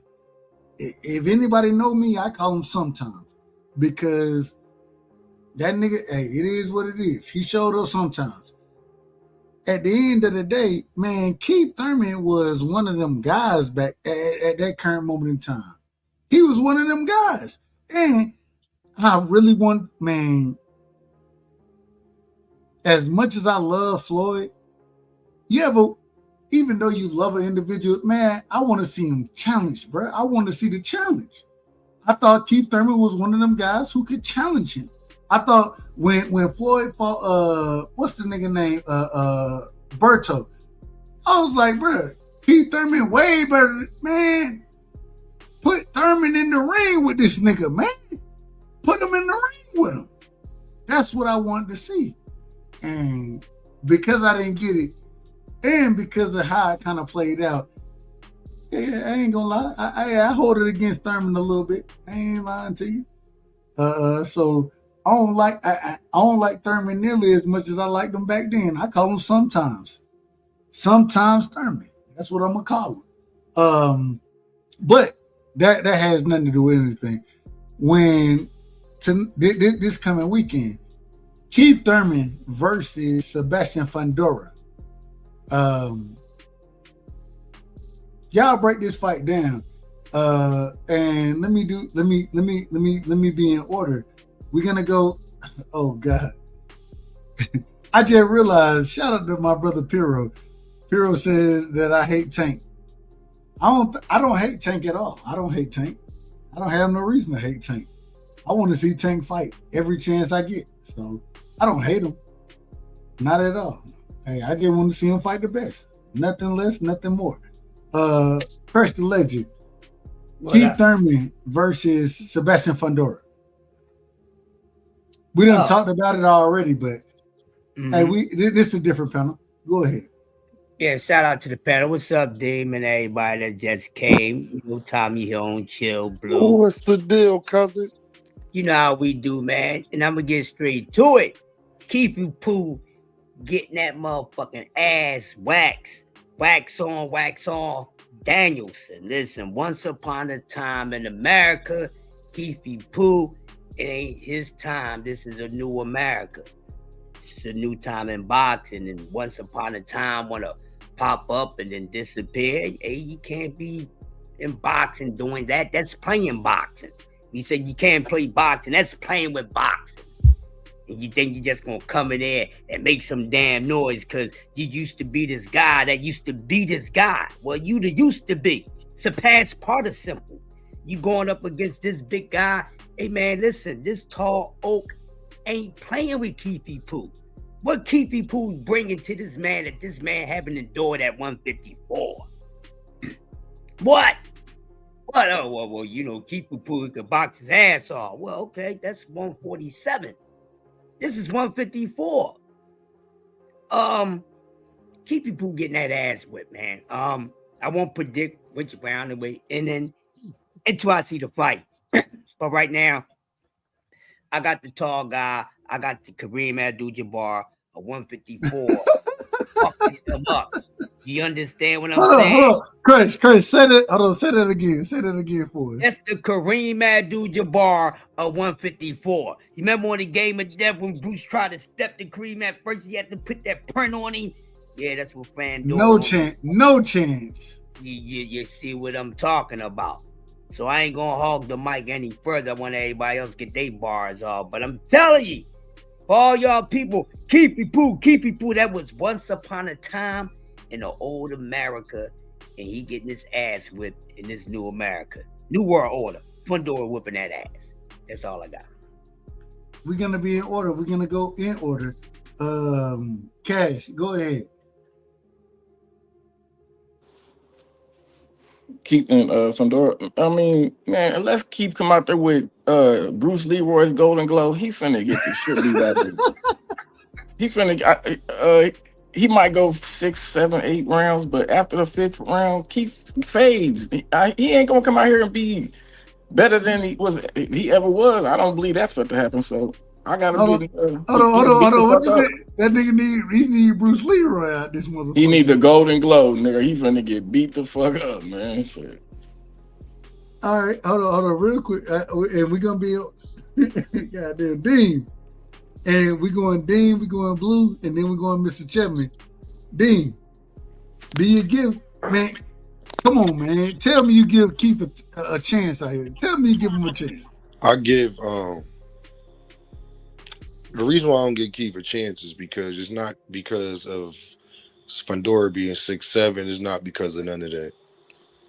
Ain't no nigga who got the George Jefferson about to beat some Sebastian Fundora, motherfucker. Listen here, y'all. I'm tired of y'all being goddamn Earthmen. I'm tired of this shit. Ain't no nigga. Dean. Yes. Did you say the George Jefferson? Ain't no nigga, ain't no Puerto Rican nigga who got the George Jefferson about to go in there and got to do nothing. But all jokes aside. Oh God. All jokes aside. That nigga fought one time in the last 5 years, gang. No, that's not true. 2 times, whatever it is, 2 times the last 5 years, Dub. Sorry, correct me. I'm just saying. I mean, you know, if you can I finish my soliloquy? 2 times. Well, if you say something that ain't true, if you say something that ain't true, I'm gonna tell you it ain't true. I'm just saying, Mr. One Time only fought 2 times in the last 5 years. Him and Earl Spence on the same pace, ain't they? Huh? Oh, all right then. but he ain't fighting the competition that Errol Spence. Listen here, ain't no nigga that got 2 fights and took off a year and whatever how long it fucking been since the last time we seen Keith Thurman. Because remember, they pushed this fight back. He would have had a better chance 4 or 5 months ago, but they pushed it back. Fundora supposedly hurt his hand, right? Ooh, tomato. That nigga got a pushback of George Jefferson and it getting older. And Fundora was using that damn jab. All Fundora got to do is do what he was doing against Tim Tszyu in this rap. It's all over, man. Man, you out of order, man. All right. I'm gonna tell you why in a second. Let me do things the right way. Blue Hustle. You know them. Break down Keith Thurman versus Fundora. Well, first of all, let me say what's up to everybody on the panel. What's up to everybody? Hey man, welcome to the show, man. Hold on. I didn't give you a proper introduction, man. I didn't give you a proper introduction. Man, we had one of the great minds of boxing out here. He out of order a lot of times. I ain't gonna lie to y'all. Yeah. He be out of order. He damn sure do be. But man, a brilliant mind, an individual. He understands the sport. You understand what I'm saying? Whether I agree or not, I can see exactly what he's talking about. Man, a brilliant mind as far as Blue Hustle goes. Welcome to the show, my brother. I apologize. I didn't give you a proper introduction. Welcome to the show, my brother. Hey, I appreciate it, man. Appreciate it. You know what I'm saying? But ain't we all out of order? Yeah, I know I'll be blue. I be out of look. I'm the most out of order nigga on my own panel. I don't know what right. That's why I be so. He be having me hot. You the most out of order nigga here. Man, at least I just said that. What you want? You want me to lie to you? What you want me to do? No, but I run. Hey, hold on. You know what's so funny, Dean? The reason I started the show is because I'm gonna be out of order, and guess what? That's why I started my own show. So when I run it, and if y'all notice, I try not to be out of order, and I know I'm gonna be out of order anyways. So as soon as Dub say, "Wait a minute," wait a minute now. Once he say that, y'all know he about to go on. But nigga, you in trouble. Hey, but the thing is, I would do that on everybody else's show, and Negro, hey, they didn't cut me off. I cut myself off more now. I cut myself off more now than when I started jumping on folks' panels. They didn't even cut me off nearly as much as I cut myself off. That's a fact. Okay. I put it on. I put it on my life. Duh, you out of order, man. Let me get. Oh, now you out of order, man. Now you out of order. Don't call me. Hold on. You be talking about Blue Teller. We gotta get. Hey, shout out to Blue. Shout out to Blue. We gotta get Blue to drop tonight. Hey. For you. Hey, no. We gotta get Blue to drop. Hey, Blue came in this motherfucker like this. Mantis in this bitch. Wash the Chevy doors. Mama, I saw Jesus. Get low with it. Whoop a bitch. I turned around and I spun the nigga. Pretty Ricky, baby, grind on me. Wish a bitch would, then Jet Set. Thriller dance. Call me Dragon Ball Negro. Swag surfing. Where my DoorDash order? Not you? All right, then. Keep it moving. Old dirty bastard, drunk style. Too low to get under. Too high to get over. Melodies from heaven rain down. Damn, my socks wet. Got a rock in my shoe. That's how Blue came in this motherfucker, man. Was that nigga in the rain on some socks though? All right, go ahead, Blue. Go ahead. Well, I'm gonna say it again, man. My condolences, Dean. You already know it's all good.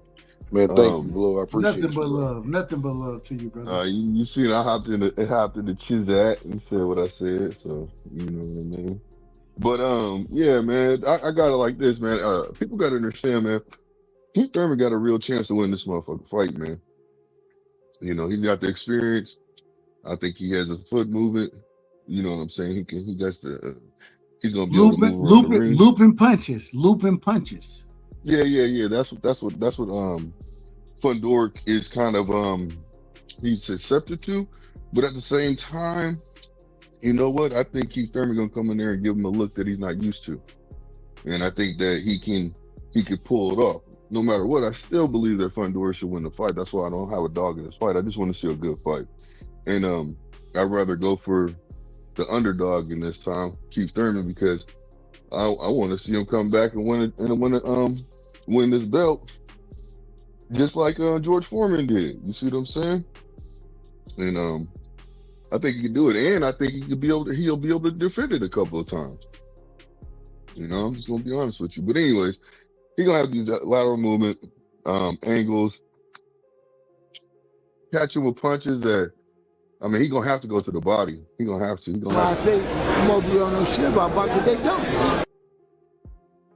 He's gonna have to go out of his way and really, really, really work hard on his endurance, in my personal appearance, because he's gonna have to move a lot. He's gonna have to do things that maybe he might not be used to versus the person, certain fighters. And I just think that with Fundora, he's gonna be able to keep him in range. He's using his jab right now. If he comes inside, he's got to worry about that. Anywhere Keith Thurman is, pretty much that uppercut can touch him. So, you know what I'm saying? So we're gonna see what it is. But yeah, I can see Fundora. He's kind of like the human cheat code. You know what I'm saying? So, but I will say this: I think that him being so tall and really not putting on that weight like that, like if he has the right. That's why I believe when he took that loss, he got knocked out. You see what I'm saying? Because the simple fact is, he can only take so much. His punch resistance. So if he had more weight on him, I believe he could take a better punch. I want to ask this question. And Boo, we're gonna start with you.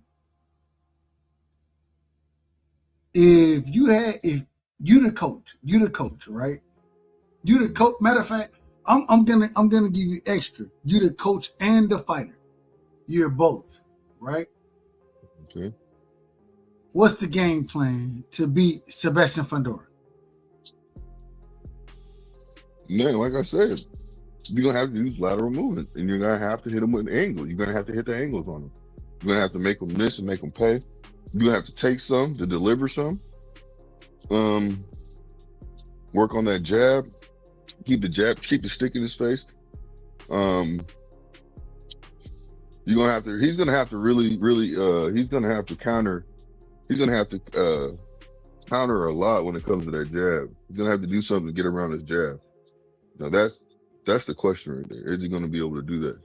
Man, I don't know. Well, real quick. And I gotta say this. Shout out to everybody who done pulled up. JL, Thrill, Mets. The link, I think the link, it should be pinned. I think it's pinned at the top. Nah, it's not pinned anymore. It ain't pinned. It ain't pinned. Yeah. All right, I got it. I got you. Don't worry about it. Don't worry. I got it. I thought I pinned it. I ain't the smartest individual anyway. So most of y'all smarter than me. So it is. Yeah, but he's gonna. So yeah, I think he's gonna have to. No. Let me say this. He's gonna have to work his magic, man. That's what I'm saying. He got to be swimming for real. He's gonna really have to make sure he can keep up his endurance moving around that ring. You saying keep Thurman? You saying Thurman? Yes. When has he ever kept his endurance though? What are you talking about? No, listen to what I'm saying. That's what he's gonna have to. He's gonna have to basically not get tired at all. He's gonna have to. He's gonna have to trick himself, psych himself out, do whatever he can to make sure that he keeps on the move and keeps the man guessing. He can't do. I don't even think he can do the same thing with Fundora, pretty much, because Fundora, he's got that range, man, and he's pretty quick. He's pretty quick. So. Hey, real quick, man. Hey, chat. Y'all gotta help me, man. I ain't the smartest person out here. You understand what I'm saying? Max, what up, bro? Hold on. What's up with the gang? Hold on, man. Hold on. Oh, shit. All y'all out of, not Cash out of order, Max out of order. Hey, play the Stone Cold theme music for my intro. I don't even have that. I don't have that. But I got an intro for you. But hey, chat, I ain't the smartest person. If everything don't line up the way it's supposed to, man, drop the link again. Let these people come in, man. We ain't ducking no smoke. Now let me bring my brother Mex in, and Mex, we're gonna bring you in this way right here. Do you want? Nah, I don't give a fuck what you want. I ain't even gonna lie to you. Bitch. Mantis in this bitch. Wash the Chevy doors. Mama, I saw Jesus. Get low with it. Whoop a bitch. Whoop a bitch. Whoop a bitch. I turned around and I spot the nigga. Pretty Ricky, baby, grind on me. Wish a bitch would, then jet set. Thriller dance. Call me Dragon Ball Negro. Swag surfing. Where my DoorDash order? Not you? All right, then. Keep it moving. Old dirty bastard, drunk style. Too low to get under. Too high to get over. Melodies from heaven rain down. Damn, my socks wet. Got a rock in my shoe. Mex is in the motherfucking building. Mex, I got. Was that you? Yeah, no, that was me. That was me doing it. That was me. Oh. Did you see the flexibility? Yeah, you gonna get slept. All right. Mex, I want to ask you. So going into Fundora versus Thurman. How does Thurman win this fight, man? How does he win the fight? Who do you pick to win the fight? I mean, you know what I said, man. You got to hit him with a low blow early and often, make the ref work. You know what I'm saying? Get what you can. A lot of dirty tactics, borderline dirty tactics, and straight dirty tactics. And then I think you just eat up his body early, real early. You might have to take some in the meantime, but eat him up and stick and move, I guess. I mean, Thurman's been a while since I've seen Thurman really fight any competition. That's kind of where I'm kind of like, I don't know. But if it's Thurman that is the same as he's been, then it should be competitive.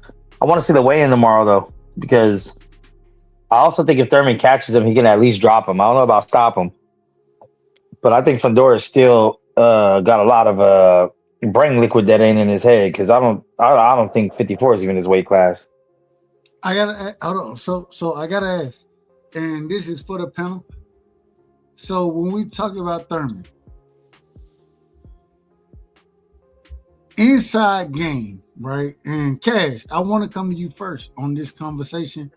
We're going and we're gonna do things the right way. We're going Cash. We're going Mr. Chapman. We're going Crash, Blue Hustle, and then Mets. When we go into the inside fighting game, right? We understand that Fundora has... Say it again? I was talking to my son. Oh, okay. Can you hear me? Yeah, I hear you. Yeah. So when we go into the inside fighting game, one thing that I say always is that Keith Thurman, to win this fight, you got to fight at one or two ranges. You got to be all the way outside or all the way inside. It ain't no in between for you to fight. Would you agree or disagree with what I'm saying there, as far as being outside, trying to box from the outside? I don't think you're gonna have no success there. But fighting on the inside, there ain't no damn mid range in this fight for you, Keith Thurman. Would you agree with that? Hell yeah. I agree. I'm trying to smother the shit out of his ass. If anything, but yeah, that would be that's what I would do. Get close to that long, lanky motherfucker where he don't got that reach advantage. But do I think Keith's finna go in there and do some Bruce Leroy shit? No. Man, he ain't been active. Listen, I ain't seen him hit nobody at 154 who's a real 154 pounder yet. So I'm not just gonna assume this nigga's power carry because he knocked out Brock Jarvis, man. Man, look, Keith gonna put up a good fight for like 4 rounds, get the moving, and he gonna catch them body shots you were talking about, and he gonna get the moving more, and he gonna get hunted down, and that nigga gonna get stopped in the late. Hey, I gotta stop it. But it's gonna be a good fight for a little bit. I already said I gotta stop it, so it is what it is. Motherfuckers thinking this nigga finna just turn young and have a gas tank like he never had back when he was young. What? Man, come on, man. Hold on, Cash, give me something. Hold on. I've been trying to help Keith Thurman out, man. Hey, sometimes Man, I'm not helping that nigga out. That nigga's not on snack or none of that shit. Look, he gonna look like the same motherfucker, just a little bit bigger. And he gonna get his ass beat, but he gonna get paid for it. So hey. Let me do things the right way. OG, Crush the Legend. Do you see any way for Keith Thurman to win? Cash just broke that down. And I'll tell you, I think if Keith can kind of smother that stuff early, you know what I'm saying? Get on the inside. I don't think he has no chance to outbox Fundora, in my personal opinion. But do you think if he get on the inside, can work the body a little bit and then find a way to land the overhand right? Because I think that's what it's going to end up being. Do you think he has a chance to win the fight? I give him a chance. Now, how much of a chance I'm giving him, I'm not quite sure of it. Because, I mean, we could talk about what he needs to do as far as the keys to win. And we can all agree that it's on the inside. But just like the brother just alluded to, Keith Thurman, this is 154. This ain't 147. This ain't 147, it's 154. And his power ain't even last time he had a knockout. You know, this is different. I don't see him carrying any power at 54 that would be, you know, effective, you know, something that Fundora never experienced. I mean, we can say the same thing about Keith Thurman. You know, Fundora's bringing something that Keith Thurman never had to deal with before. This is a whole different style that he has to deal with, regardless of what he dealt with before and who it was. It's a whole different style. It's a different weight class. So, yeah, experience don't guarantee to win all the time, people. Sometimes someone can be just naturally better. Someone can just be more driven. It could just be their night, their time. And I think Keith had his highest ceiling. He hit that already. And respectfully, I don't see him revamping that again. Especially at this very highly competitive, dangerous 154. So the keys for him to win is to get inside and smother it, but this is shit that Fundora already dealt with by natural 154 guys who've been up there putting the work in at 154. So, you know, whatever work Keith Thurman can put on Fundora to win, we don't know if it's going to be effective until fight night. So I you know, that's what you got to do. You got to go on the inside, bang, bang, and get the fuck out the way. But you got to remember, he got to get out so he can get hit on the way out. Just like he may get hit on the way in. Got to be on the angles. He got to be on that Mike Tyson, bob and weave, quick, fast. He ain't got those type of reflexes. They ain't his style. Even Fundora's punches is as slow as George Foreman. He's going to eat whatever Keith is going to bring to him. And the kid gets nasty when he sees blood. He don't get nervous.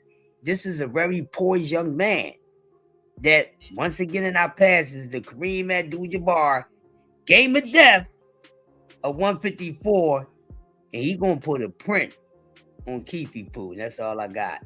But you know, I wish the best for Keefy Poo, but I'm picking Fundora, and that's what I got. Amazing. Cash. We already with the Cash, so Cash, he out of order anyways. Hustle. And then we're going to Mr. Chapman. Mr. Chapman, real quick. Hold on, I gotta say this real quick. Man, y'all niggas in the chat, man. Hey, if Mr. Chapman time your black ass out, man, he in order. He rocking accordingly. Stop crying, man. I'm tired of these motherfuckers up. You gotta get up here crying and all this other kind of stuff. Stop crying. We not crybabies around here. Stop it. If you got timed out for something, and it's crazy, he didn't even time your black ass out. Respectfully. Fredo, and I'm talking to Fredo for life. He didn't even time you out. I don't know, and you can't see who he timed out. Shut the fuck up. My apologies. I apologize to y'all. Go ahead. Blue, then we're going Mr. Chairman. But man, hey, my minds are good, man. Mr. Chairman, he's showing love around here. Always gonna be love. Man, matter of fact, Fredo, I'm gonna get you out of here. Yeah, hey, we don't need you. Matter of fact, let's do it the right way. I want to make sure I do this shit. No, Dub. Don't get him away, man. He do be bringing some levity to the chat, bro. He mad because one day. You said don't do it. Don't do it. Don't do it. Are you He sure? mad one day he was having a conversation. He's one of those aggregate tank haters, right? And he was having conversations, and I asked him a straight up question, and then he came with some nonsense, and I guess that I was trying to ask him. But you didn't. But Mr. Chairman, you didn't even time him out. No, I didn't. He talking crazy. That day that he talking about, crazy. I ended up timing him out because Ashley said, "Man, get him up out of here." I said, "All right, I'll get him up out of here." I timed him out, and then I brought him back. But I guess he didn't come back. I want y'all to see this, Mr. Chairman, and I'm just being honest. No, but today I did time somebody out because they came in here going at bay. Hold on, real quick. Fredo for life. You say Mr. Chairman time everybody out. I was about to get rid of your ass. Nah, don't get rid of him. Don't get rid of him. He do be having some quality conversation when he talk. He just a hater, dog. We gonna have them in the life. We gonna have them in life. But the day that he did get timed out, Ashley asked for somebody to get him out of there, so I put him on a 5-minute timeout. And we got real quick. He got sponsors. And when I say sponsors, Aircraft, that's my brother. DJ, my brother. You know what I'm saying? It is what it is. Hey. Matter of fact, I'm gonna do a favor around here. We're gonna wrench him up. Even though he out of order, and Mr. Chairman, because you vouch for him, Mr. Chairman, correct me if I'm wrong. Nah, yeah, he usually good people. I don't have a problem with him at all. Hey, but he just got hit with that.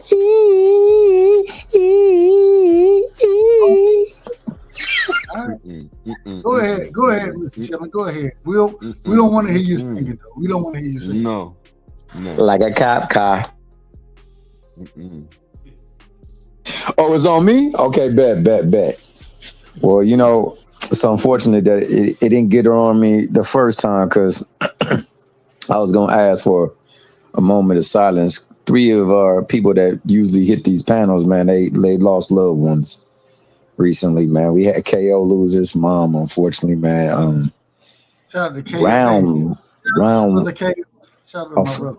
For sure. Shout out to the good brother KO, man. He showed what he really truly made of. I know he hurting, but he's still back out there doing what he know the people love. And to think of others when you're going through so much, man, that shows the true character that you got. So shout out to KO. Shout out to Round 1, man. Round 1 boxing lost his daughter. And I don't even know how. His daughter? I just found that out today. I didn't even know. I just found it out today, though. So I didn't know. I thought it was today. That's it. Well, real quick. I gotta say, that's it. And when I say incredible, to be like your mother, she older, you know what I'm saying? And no disrespect. It's like the natural order of things. Right. That's kind of how things happen. Your daughter, it's a little different. You know what I'm saying? It's a little different. You never expect. I got a son. I would hope that he would never pass before I do. You know what I'm saying? Man, that gotta be That's tough. That's tough, bro. That's tough. I feel you, man, and I definitely hope the same for you, man. You know, wish that we could always go on forever, but that's never gonna happen. But if it does happen, to go, you definitely don't want to precede your you have your children precede you. So, man, I can only imagine what he's going through. Shout out to him and his family. Much prayers and condolences to both of their families. And then I don't know if you know it today, but Dean lost his aunt yesterday. He told us that. He told us about that. You know what I'm saying? And, you know, yet and still he find time to come up here and try to pacify the moment by trying to give somebody else a little bit of joy and entertainment, man. So I was going to have good conversation. Just have good conversation. Sometimes when you go through those situations, you just need good conversation. You know what I'm saying? No, absolutely. You know, and much respect to them three individuals, man.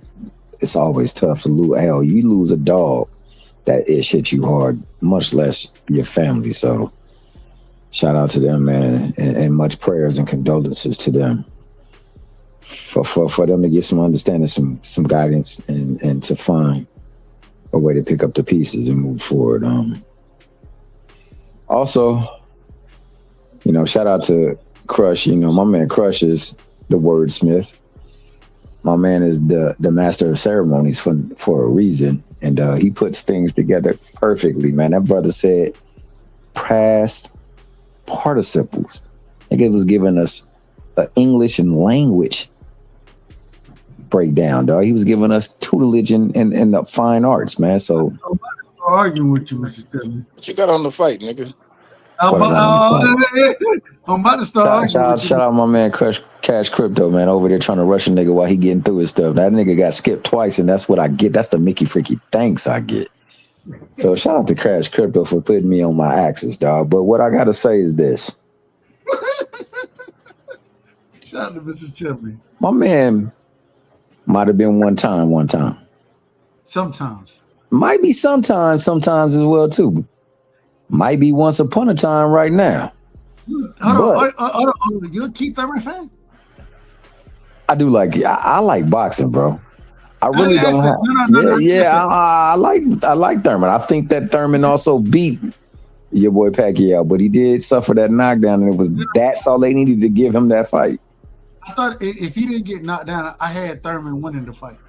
I actually thought he won the fight even with the knockdown. Yeah, I thought he won 7 rounds to 5, man. That's what I saw. But you know, the knockdown make it a draw, so to speak. But now it ended up being a majority. Well, it was a majority decision. But yeah. Maybe a split decision. I don't know. I can't even remember. It might have been a split decision. But it was a good fight. I thought Thurman won that fight. I thought he did too. Pacquiao, even with the knockdown. Even with the knockdown. I agree with you. I was on the same page with you, and a lot of people gave me flack for that, but I like Pacquiao too, and you know. And real quick, and I don't like Keith Thurman. I'm not a fan of Keith Thurman. You're not a fan of one time? I call the man sometimes every chance I get. I noticed that. I could tell that he not found favor in your. He had not found grace in your favor. But hey, I love him. I love him as a fighter. Man, Keith Thurman.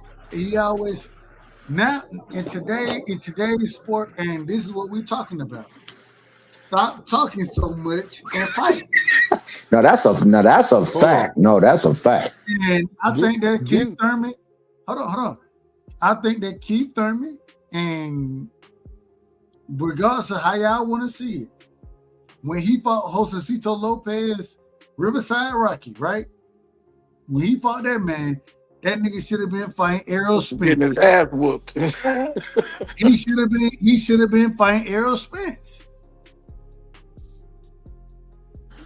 Hey man, shout out to my brother Thrill Hill. If he would have went out there and beat Errol Spence, we would have got the fight we wanted to see. Keith Thurman versus who? Floyd Mayweather. That was the fight that we all wanted to see. Y'all correct me if I'm wrong. Nah, you correct. I wanted to see it. Some people were saying that he ducked him. Floyd ducked him. Floyd didn't duck that, man. Yeah, I think Floyd would have put hands and feet on him, but So what I don't care what would have happened. I wanted to see the fight. I agree with you. I thought that was the fight that a lot of people wanted. I mean, I think Floyd just the man, dog. That's just what I don't like the Mickey Fricky as a person, but as in the ring, oh, that dude is, yeah, he's something to mess with. Something not to mess with. But that being said, man, shout out to Thrill Hill. That's my kinfolk right there. And unfortunately, he just recently lost his mom. His mom lived to a ripe old age, but it's never easy to suffer the loss of a mother. Like I said to somebody on somebody else's channel, man, yeah, I notice people when they hurt themselves, they call out for mama. And when they about to give up their last breath, they often call for mama. So it's never easy to lose mama. But speaking of mamas, we going back to Keith Thurman because, you know, he had a problem with somebody else's mama one time. Said that they was going to knock him out because he was, as you said, once upon a time. But there's that one time. Let me say that you. I used to be a fan of Keith. I used to like to watch him fight. But he definitely did some ducking in his time. So as much as I like Keith, I'm gonna enjoy watching him get his ass whooped because I like to see pain and shit. You know what I mean? So like, I'm gonna enjoy this. I'm gonna enjoy this nigga getting his ass beat when they fight this Saturday, man. It's gonna be fun to watch, and that's what he get for all that ducking shit. So I mean, hey, come get it. Let me ask you something. That's what he get for the ducking shit, nigga. Duck these punches, nigga. Here, bam, beat him. Who do you think that? Who do you think he ducked? Spence, and that's not even a question. Man, he ducked Spence like a motherfucker. He kind of avoided Bud. Kind of. I don't know. It's hard to say because he didn't want to take that low ass contract they were trying to give him. But hey man, that's what you get for all that ducking shit, nigga. Come here. Now you get hold on. So you say Spence and Bud? Those the only two fights that he ducked, in your opinion? That I can remember off the top of my head. Okay. No problem. Blue, go ahead. Well, real quick, Mr. No, I was almost finished. I'm gonna finish because Mr. Chairman, I want to talk 10 minutes ago, and then you. Hold on. Now go ahead, Blue. Go ahead. That's all you had to say. You got it, Blue. Nah, Sauce Guy. It's on you. It's on you, Sauce Guy. Go ahead. No, you.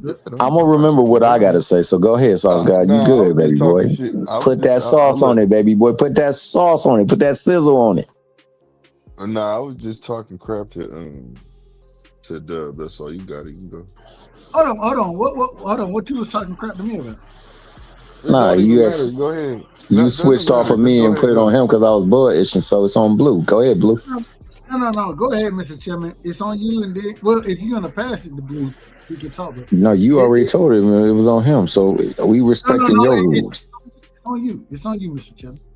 All right, well, let me go on and speed this issue up, man. I think that he might not be as great as he once was, but, you know, one night he might be able to summon it up and be as great once than he ever was, man. So we might get to see the best of your boy, one-time Thurman. And he might be one time greater than you ever seen him. So he might not get that golden glow, but he might have that red glow. He might give him that show-enough treatment. And I think it might be, matter of fact, I'm thinking it's going to be a pretty entertaining fight. I think that it will go the distance. I think that my man will have to fight in the intermediate range. I don't think he can fight too far away from him because there ain't nothing he can do to him from out there. I think he's going to have to move him. He's going to continuously have to move him. So he's going to have to be in shape. He's going to have to be able to endure that, but he's going to have to frustrate him. He's going to have to hit that damn punch. When he sticks that hand out there, you got to tear that up so he can stop leading with his hand and measure him up for his hammer punch. And he's going to have to work the body. So he's going to have to turn him and take advantage of the body. And he's going to have to work off that low to high to keep him frustrated. And then he's going to have to just continuously move, change the pace and speed. If he really want to make a splash, that's what he's going to have to do now. The thing is, if he can't do that, it can get real ugly real fast. But I'm looking for Keith to go out there and show the skills that he got, and I'm looking for him to show the will he got, and I hope that he, gets to see the last bell. So that's what I'm hoping for. And we coming to you, Blue. Real quick, DJ. Man, fuck all that. I want to see him get his Hold on, ass no. whooped, You got to order. Real quick. DJ, I ain't decking no motherfucking smoke. Pull up, nigga. Anything you want to talk about, we can talk about. I ain't going nowhere. Well, I ain't even gonna lie to you. 3:00 Eastern time. That's my time frame. But I ain't going nowhere, nigga. Pull up and we'll talk anything you want to motherfucking talk, nigga. Pull up. Go ahead. I apologize. He can't. He got to treat that reach like Dalcin. He got to get behind. He got to get in between that bad boy. No. He a real nigga. Hey. He from Alabama. That's an Alabama nigga. I love talking to them country niggas. I'm a country nigga, and we understand each other. So I ain't got no problem. No. I was talking about Fundora and Keith Thurman. He gotta minimize that reach because that boy got that Dalcin. But I already know DJ that man. No, I ain't got no smoke, bro. I'm gonna go quiet. He a real nigga, man. He a real nigga. Go ahead, Blue. Go ahead, and then we're going to Cash. Go ahead, Blue. Yeah, I'm gonna say this, man. Keith is gonna have to basically smother the punches of Fundora. Can I ask you a quick question? Nah, hold on a second, please. No. I want to ask you a quick question.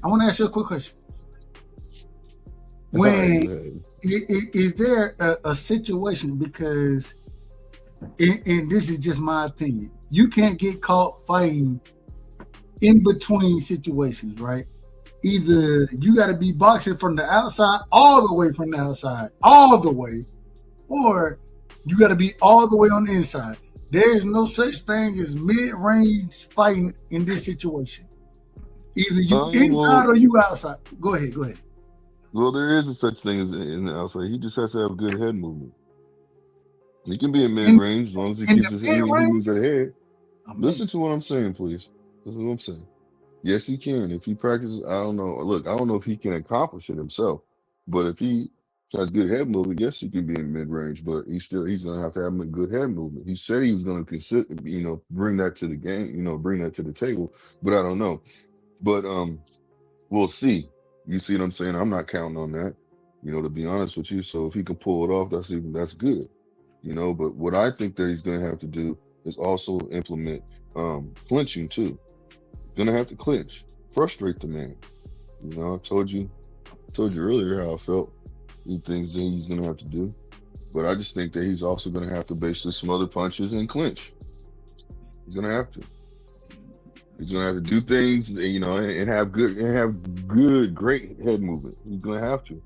He's gonna have to be able to get inside and get his offense off. So he can do that. Because what you would really want to do, you're either in or out. You know what I'm saying? But in this situation, if he's going in there for a KO, they're working on, actually trying to KO this man. He's going to have good head movement. So, I don't know. We'll see. That's all I can really say about that. So, we'll see. Shout out to my brother Rick Timms in the building, man. The real peace sign. My brother, much love and respect. Hey, as well, like I said earlier, hey, if you want to come up and talk crazy, you can, pull up. You know what I'm saying? I ain't got no problem with it. You know what I'm saying? DJ, pull up. And you my brother and I love you. But shout out to Rick Timms, straight from the sunny side, man, the real peace sign. That's what he out. One thing I done learned, I hit Rick Timms up the other night. I said, man, it's 11:11 out here. You know what I'm saying? Hey, it is what it is. I want to ask this question because of kind of how y'all put this. If does anybody see, first off, does anybody see Thurman going out there and outboxing Sebastian Fundora? Does anybody see that? Yeah, it can happen. You think that can happen? It can happen. It's boxing. He knows how to box. Keith knows how to box. So I'm not going to sit there and say he can't outbox him. I mean, he could pull it off, but it's gonna be a hard. We have to look. All I can do is say is just we'll see. I don't know the game plan he's coming with. I don't know. We gotta welcome my brother into the building the right way. One of the most out of order individuals that I know. You know what I'm saying? But I love him. You know what I'm saying? That's my brother. He an Eagles fan, an Alabama fan. Go against everything in my spirit. Because I'm a Cowboys fan and I'm a Georgia fan. And but I love my brother. And DJ, welcome to the show. What you got for us tonight, man? What's going on, Dub? What's going on, man? How you feeling, dog? You know what? I had some foolishness I was gonna say, man, but we'll say that for football talk. We'll do it when it's time. Yeah, we'll say that for football time, man. But I like how y'all are just dressing this up, giving Keith Thurman a chance. Listen, man, Keith Thurman finna get beat the fuck up. Like, have y'all talking about him being on the inside? Like Fundora ain't cranking these uppercuts from hell in the inside. He just learned how to fight at range. Like, I think people forget that he's learning how to actually use his reach and his length. They fucked around and let Fundora get better. That's what 154 messed up. They should have been fighting him. They should have fought him. Y'all should have 3 years ago. They should have fought him 3 years ago. Dog, like Keith Thurman, in my opinion, this is just me. He has no shot to win this fight. Amazing. This is a great swan song that the PBC has given him. Fundora is gonna beat the living shit out of Keith Thurman. He's gonna retire. Keith Thurman ain't coming off the stool, or the ref gonna stop it by 8 or 9. Because Keith Thurman gonna run out of gas in 5. All that lateral movement y'all talking about it. How old is Keith Thurman? 35, 36? No, he's 37. Me and Keith Thurman the same age.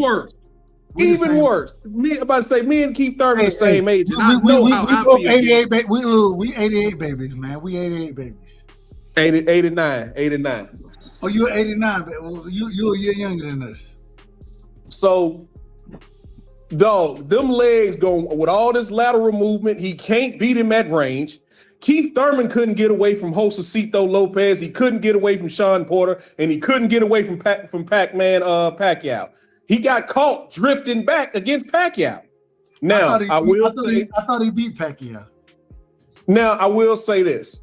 I had that fight 6-6 with the knockdown being the difference in the fight. I had it 114, 113 Pacquiao. I ain't got no problem with that.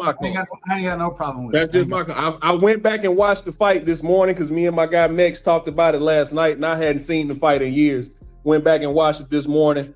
I had it a draw with the knockdown being the difference in the fight, and that's Pacquiao at what, 40?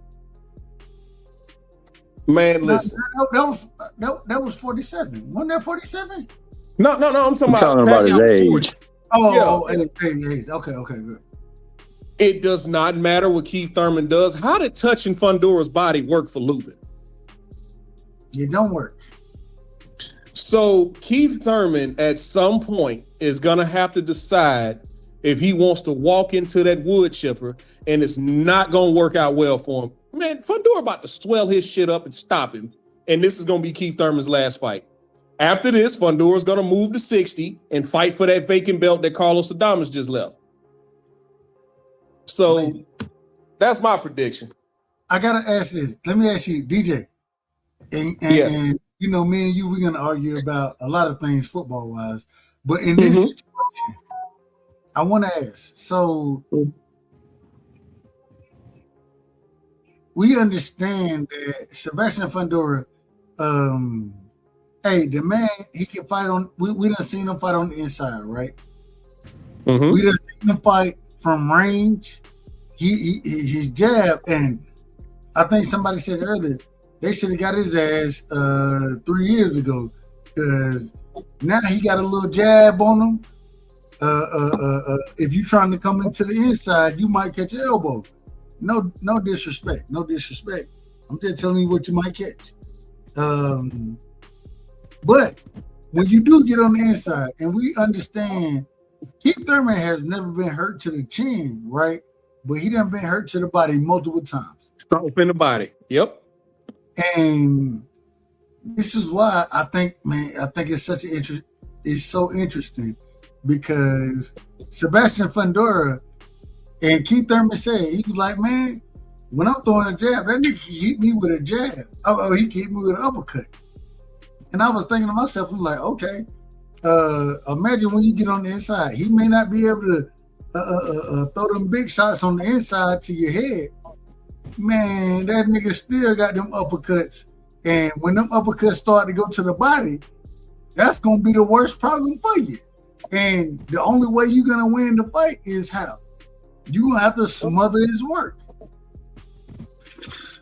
It just seemed like a hard situation for him to win.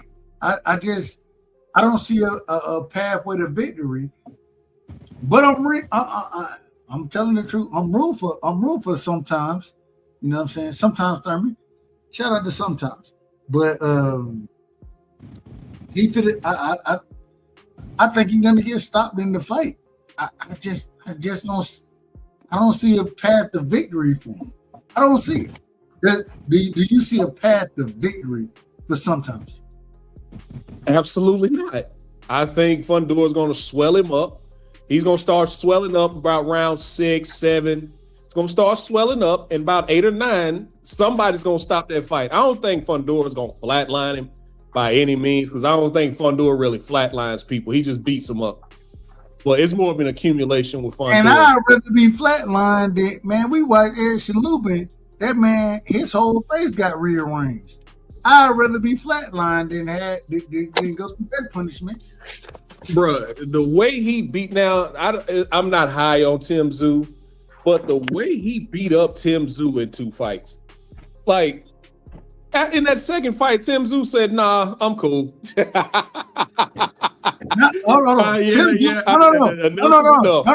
No. Tim Tszyu. So I just watched the interview. Tim Tszyu said that after I got clipped, man, I got clipped with a couple of shots in the last 5 seconds, and I didn't even know where I was at when I came to. I'm just saying what Tim Tszyu said. He was like, when I came to, I was like, man, what the hell going on right now? And I'm like, shit. And according to Tim Tszyu, that nigga said he was concussed off of them. You know what I'm saying? And they don't look like.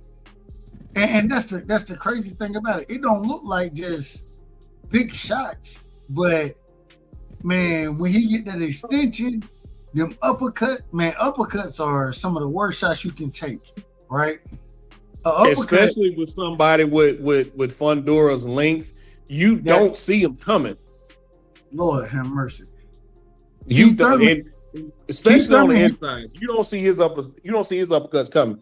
Keith Thurman himself said, man, that nigga can throw a damn uppercut before I can throw a jab. And I'm like, yes, he can. So I don't understand, just being honest. I'm just being honest about it. I got Fundora winning the fight. I'm rooting for Keith Thurman. I'm rooting for Keith Thurman. I've never rooted for Keith Thurman. Not rooting for him at all. This is independent. I've never rooted for Keith Thurman in my life. Never. But I'm rooting for sometimes. I call him man sometimes. I don't even call him one time. I call him sometimes. But I'm rooting for him just because he got out there and said, man, I'm fighting for the unks out here. And we both 88 babies. You know what I'm saying? So I said, goddamn it. Hey, man. Hey, Thurman. Go do your thing, bro. Go do your thing. Represent for the old folks out here. I didn't even know I was old for a second. But clearly I'm old now. But I'm rooting for Thurman. I'm rooting for him, but he's going to get fucked up in the fight. He's going to get knocked out. And, I mean, it is what it is. Bud already represented for the unks out here, man. So what I don't need and why I'm not rooting for Keith Thurman, I don't need Keith Thurman to hold a belt hostage like he did at 147. God knows that was a clusterfuck. How he, in my opinion, he earned that name sometime. Because once he became unified, he was fighting, once every 2 years? Now, granted, he had every now and then. Injuries. Sometimes. Yeah, he had injuries in between time and in the meantime, in between time. But there was also fights that he didn't want to take. Most notably, like y'all spoke about earlier, the Errol Spence fight. He should have. Floyd told that man to his face, "You fight Errol Spence and you beat Errol Spence, I'll fight you." And the reason I believe Floyd is because he told Canelo the same thing. You fight Austin Trout and beat Austin Trout, and I'll fight you. Anytime Floyd said that, he fought the individual that won that fight. He always did it. And I wanted, and I say this respectfully, once again, I wanted to see, and this is when Thurman, what this was like 2017 or something like that. Man, I wanted to see Thurman and Floyd. I wanted to see that fight. I was like, man, hey, man, Thurman, man, he finna give Floyd everything and then some. He better than anybody. That Floyd, well, I ain't gonna say anybody, but the competition that was fighting at that current moment in time, Floyd was fighting. Nah, this is the most dangerous competition. And man, go out there if you that good. But I did love EJ as well. Make that fight happen immediately, and then if you beat him, if you that good, man, you get the Floyd fight, bro. Like that's what we want to see. And after that's when I started calling Keith. I started calling him sometimes after that, and I done call him sometimes ever since. And I'm gonna keep calling him sometimes. Man. But this gonna be a slaughter. I'm gonna tune in and watch it, of course, but this is gonna be a slaughter, man. I don't see any way Keith Thurman can beat Sebastian Fundora. After this fight, like I said, I think Fundора's gonna move up after this fight. I don't think he's staying at 54. Do you have a stoppage in this fight? I got a stoppage. I got a good old fashioned top rank wave off in this fight, even though this ain't a top rank fight. I think Keith Thurman's too much of a veteran to really get flatlined, but I think he'll try to survive. I think he'll go into survival mode, and the referee end up stopping the fight. What round? I want to say 8, 9, something around that range. I think he's gonna run out of gas in 5, and then the dog walk gonna start. Amazing. Panel open. Y'all respond to what DJ just said. Yeah, he said what I said. I agree with him. He about to get his ass. We all said that Keith Poo's gonna get his ass spanked. So yeah, we ain't got no rebuttal there. Good cook. Amazing. We done seen Keith swell up from guys who ain't even punching like Fundora, man. He finna get his face punched on. He gonna get his body punched on. It's gonna be fun to watch get his ass whooped, man. Shit, let's fight. Let me ask y'all this. Real What quick. do y'all think about? Go ahead, Blue. So what do y'all think about? What do y'all think if Keith Thurman pulls it off? He actually does knock him out, or goes the distance. When you say go the distance, does he win going the distance or Wins by decision. I don't see him. I don't see him. I don't see him winning by decision. I think he's gonna have to land one of them looping shots, an overhand on the chin. I think that's the only way he's gonna be able to win this fight. The problem that I have is, and I don't know if anybody said it, but Keith Thurman, well, y'all have said it to some degree. Keith Thurman soft to the body, right? Anytime we done seen Keith Thurman hurt, when he had to pull that mouthpiece out and put it in his glove and figure his way out of shit, right? Is when he got hurt to the body. People don't even give credit to Sebastian Fundora because I understand the uppercuts, right? Man, when Sebastian Fundora get on the inside, that nigga go to the body something crazy. It be crazy work to the body. And I be looking at some of them shots.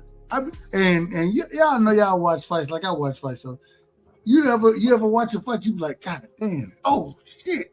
Oh damn! Hey, I be moving around out here just looking at some of them shots. That's Sebastian Fundora, and if he go to the body like I think he's gonna go to the body, especially on the inside, he may get clipped with a shot here or there. And Keith Thurman say he a big puncher. I ain't got no problem with it. All I'm trying to tell you is when you get hit with them body shots, that shit take a lot of sting out your punch. It take a lot of sting out your punch. And man, I think Fundora gonna stop Thurman with a body shot. That's what I got. He may catch him with a good 10 shot, or he may catch him with something. I think he's stopping him with a body shot. I'm calling that. Okay. Let me ask you this: if he does, when I said that, remember I told you that he should clinch, right? And the only reason why I say that because,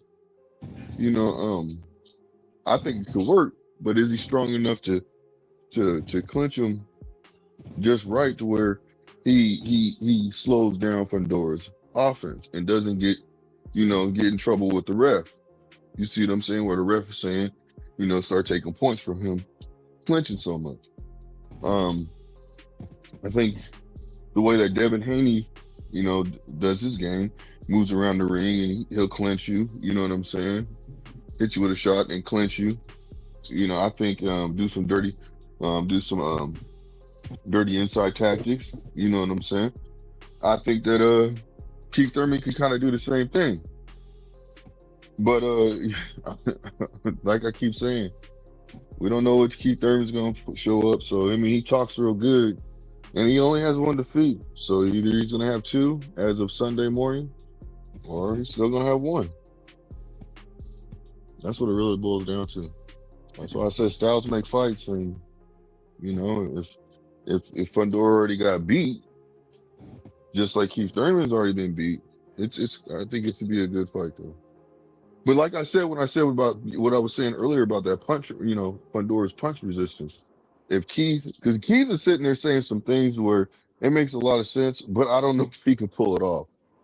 Like talking about just hit him anywhere, in the arm or in the chest, or where he's hitting him with enough power, you know what I'm saying, to where he's feeling it and it's making him think like, okay, it's kind of making him recall, the being KO'd, I guess, because in that situation he was KO'd, he wasn't just flatlined, so. It is what we'll see. I don't know. I like how you keep trying to give him hope. I like that. Somebody's got to have some type of optimism in this fight. Unfortunately, I know. I see this as a terrible matchup for Keith Thurman, especially at this stage in his career. I think this is Keith Thurman's swan song. I really do. I think this is going to be his last fight. I think that's how bad this beating is about to be Saturday. I don't think Keith Thurman's going to fight after this. He was already barely fighting. You got him retiring after this? I got him retiring, Keith Thurman. Yes. Amazing. Go ahead.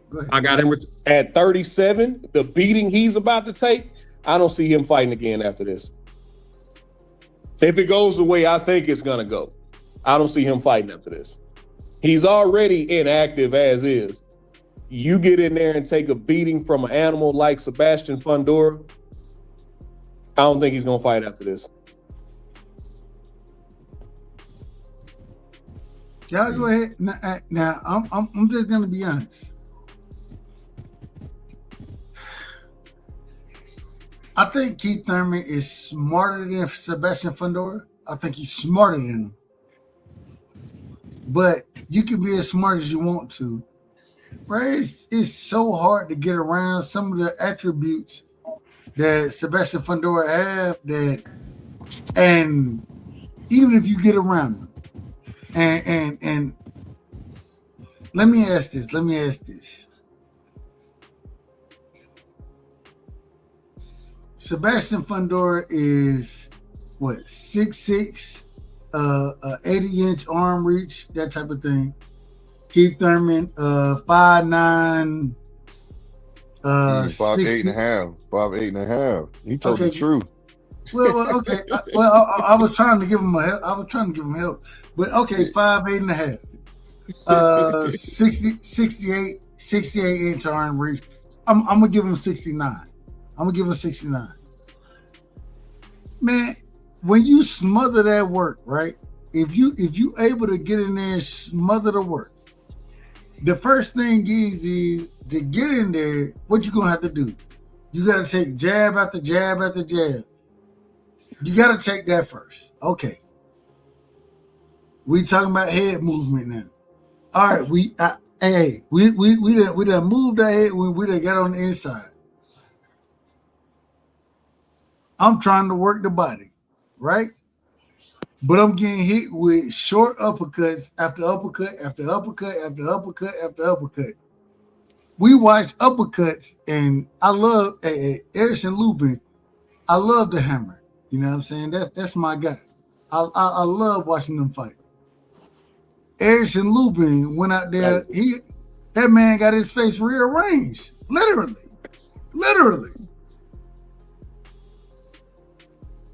I just don't see a pathway to victory.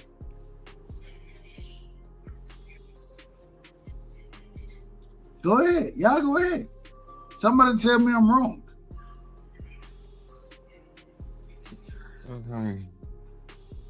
All right. So y'all can't tell me I'm wrong because y'all understand like I understand. It ain't no real pathway. Even if he does cut the range, right? So, and just being honest, watching boxing as long as I watch boxing, he got one or two decisions to make. Either I'm find your ass from all the way outside, or I'm find you from all the way inside. There is no in between. I can't be at mid range. I can't be. Man, I need to smother every. Really, it should be me forcing you, you know what I'm saying, to fight me on the inside. The problem is them uppercuts still gonna hit because I'm on the inside, and I'm gonna have to close my eyes.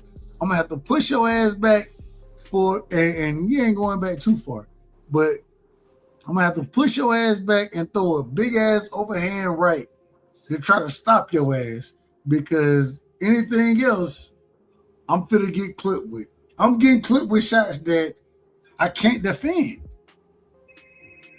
Do y'all think that Keith Thurman can defend those inside uppercuts? Nope. Like, bro, like I don't have a chance unless I push your ass. Like I really don't have a chance without throwing big major shots. Like that's my chance in this fight.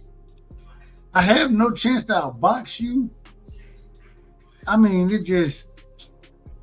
it's a horrible style. Fundora is a horrible style matchup for everybody. Yeah. He's a horrible style. Like, he has the stat. Man, I'm 6'5". That nigga, real quick, say it again. I was gonna say, look, on some real shit, man, I'm gonna tell you just like this. I think that I want to know what game plan Bud was going to use against him. He wasn't going to fight his ass. What you mean he was trying to fight him? He would have fought him if they would have he wasn't. He had a broken nose. Bud went for to fight that man. He think Bud Crawford either. Shit, what the fuck? Bud would have fought that man. He would have. The only reason I said Keith is not Bud Crawford is what I'm saying. Like, who gives? No. But even Bud was not for to fight Sebastian Fundora, man. He wasn't for to do that. Yes, he was. How was he not? Oh God, because he really wasn't. But that's irrelevant. So let me ask you this: the only reason why the fight got pushed off because he said he had a broken nose. His manager. Stop the and his trainer. What you mean? That's what they said. All right, you got it. And then Fundora, you're right. You're right. No. You're right. You're right. No, you're right. You're right. You're right. He not right, but it don't matter. Like, Right. Sometimes you just, Wow. hey, you just agree to get out. We're not gonna get anywhere with that conversation. yeah, for real. Man, that's crazy that y'all just be omitting shit. I know. Nah, bro, you just be believing some shit that's not facts. So niggas get tired of arguing Well, about why the do you narratives. say it's not? I mean, it's all good though. Fundor's the one that came out there and said later on, "Well, my nose never broke."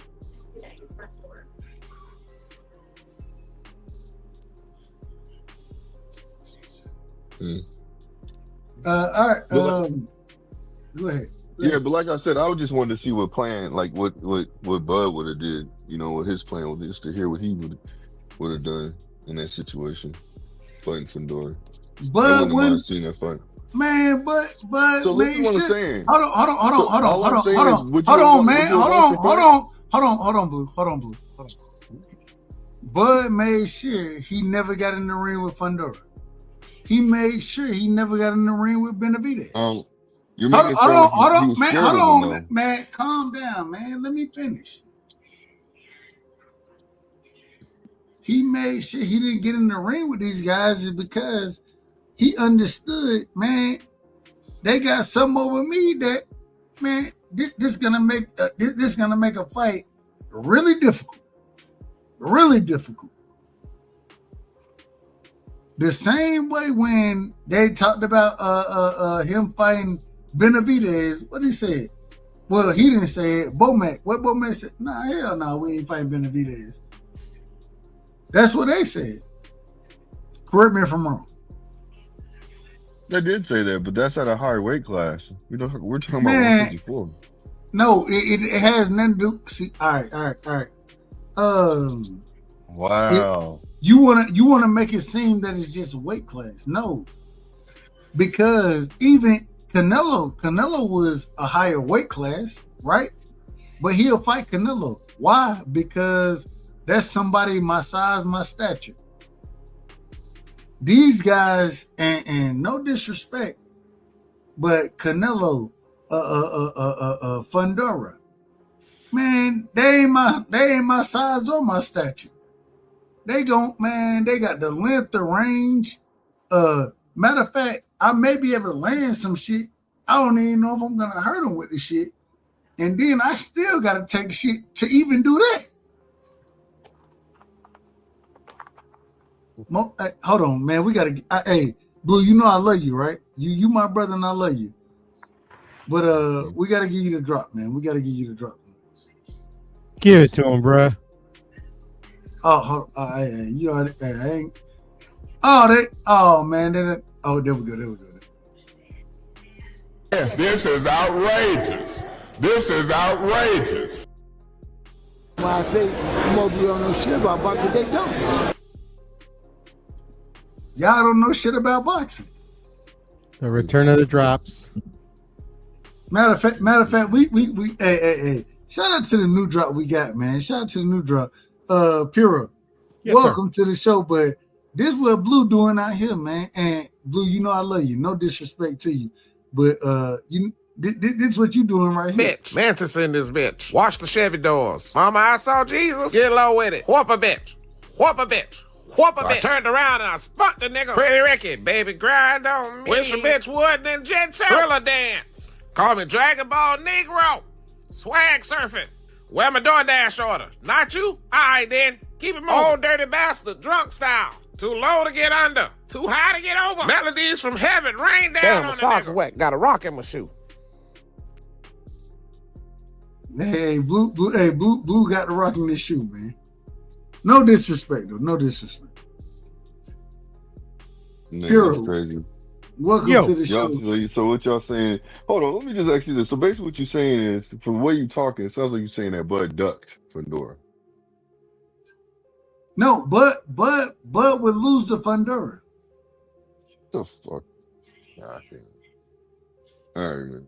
You don't think Bud would lose to Fundora? No, I don't. No, not at all. No, I don't.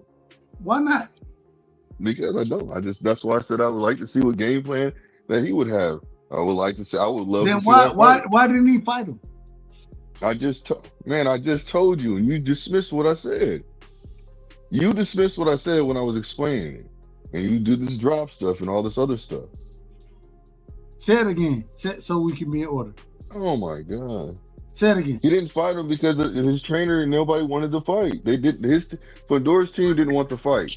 And then what they did is they said they lied and said that he had a broke nose. So that's why the fight got stretched out, pushed out.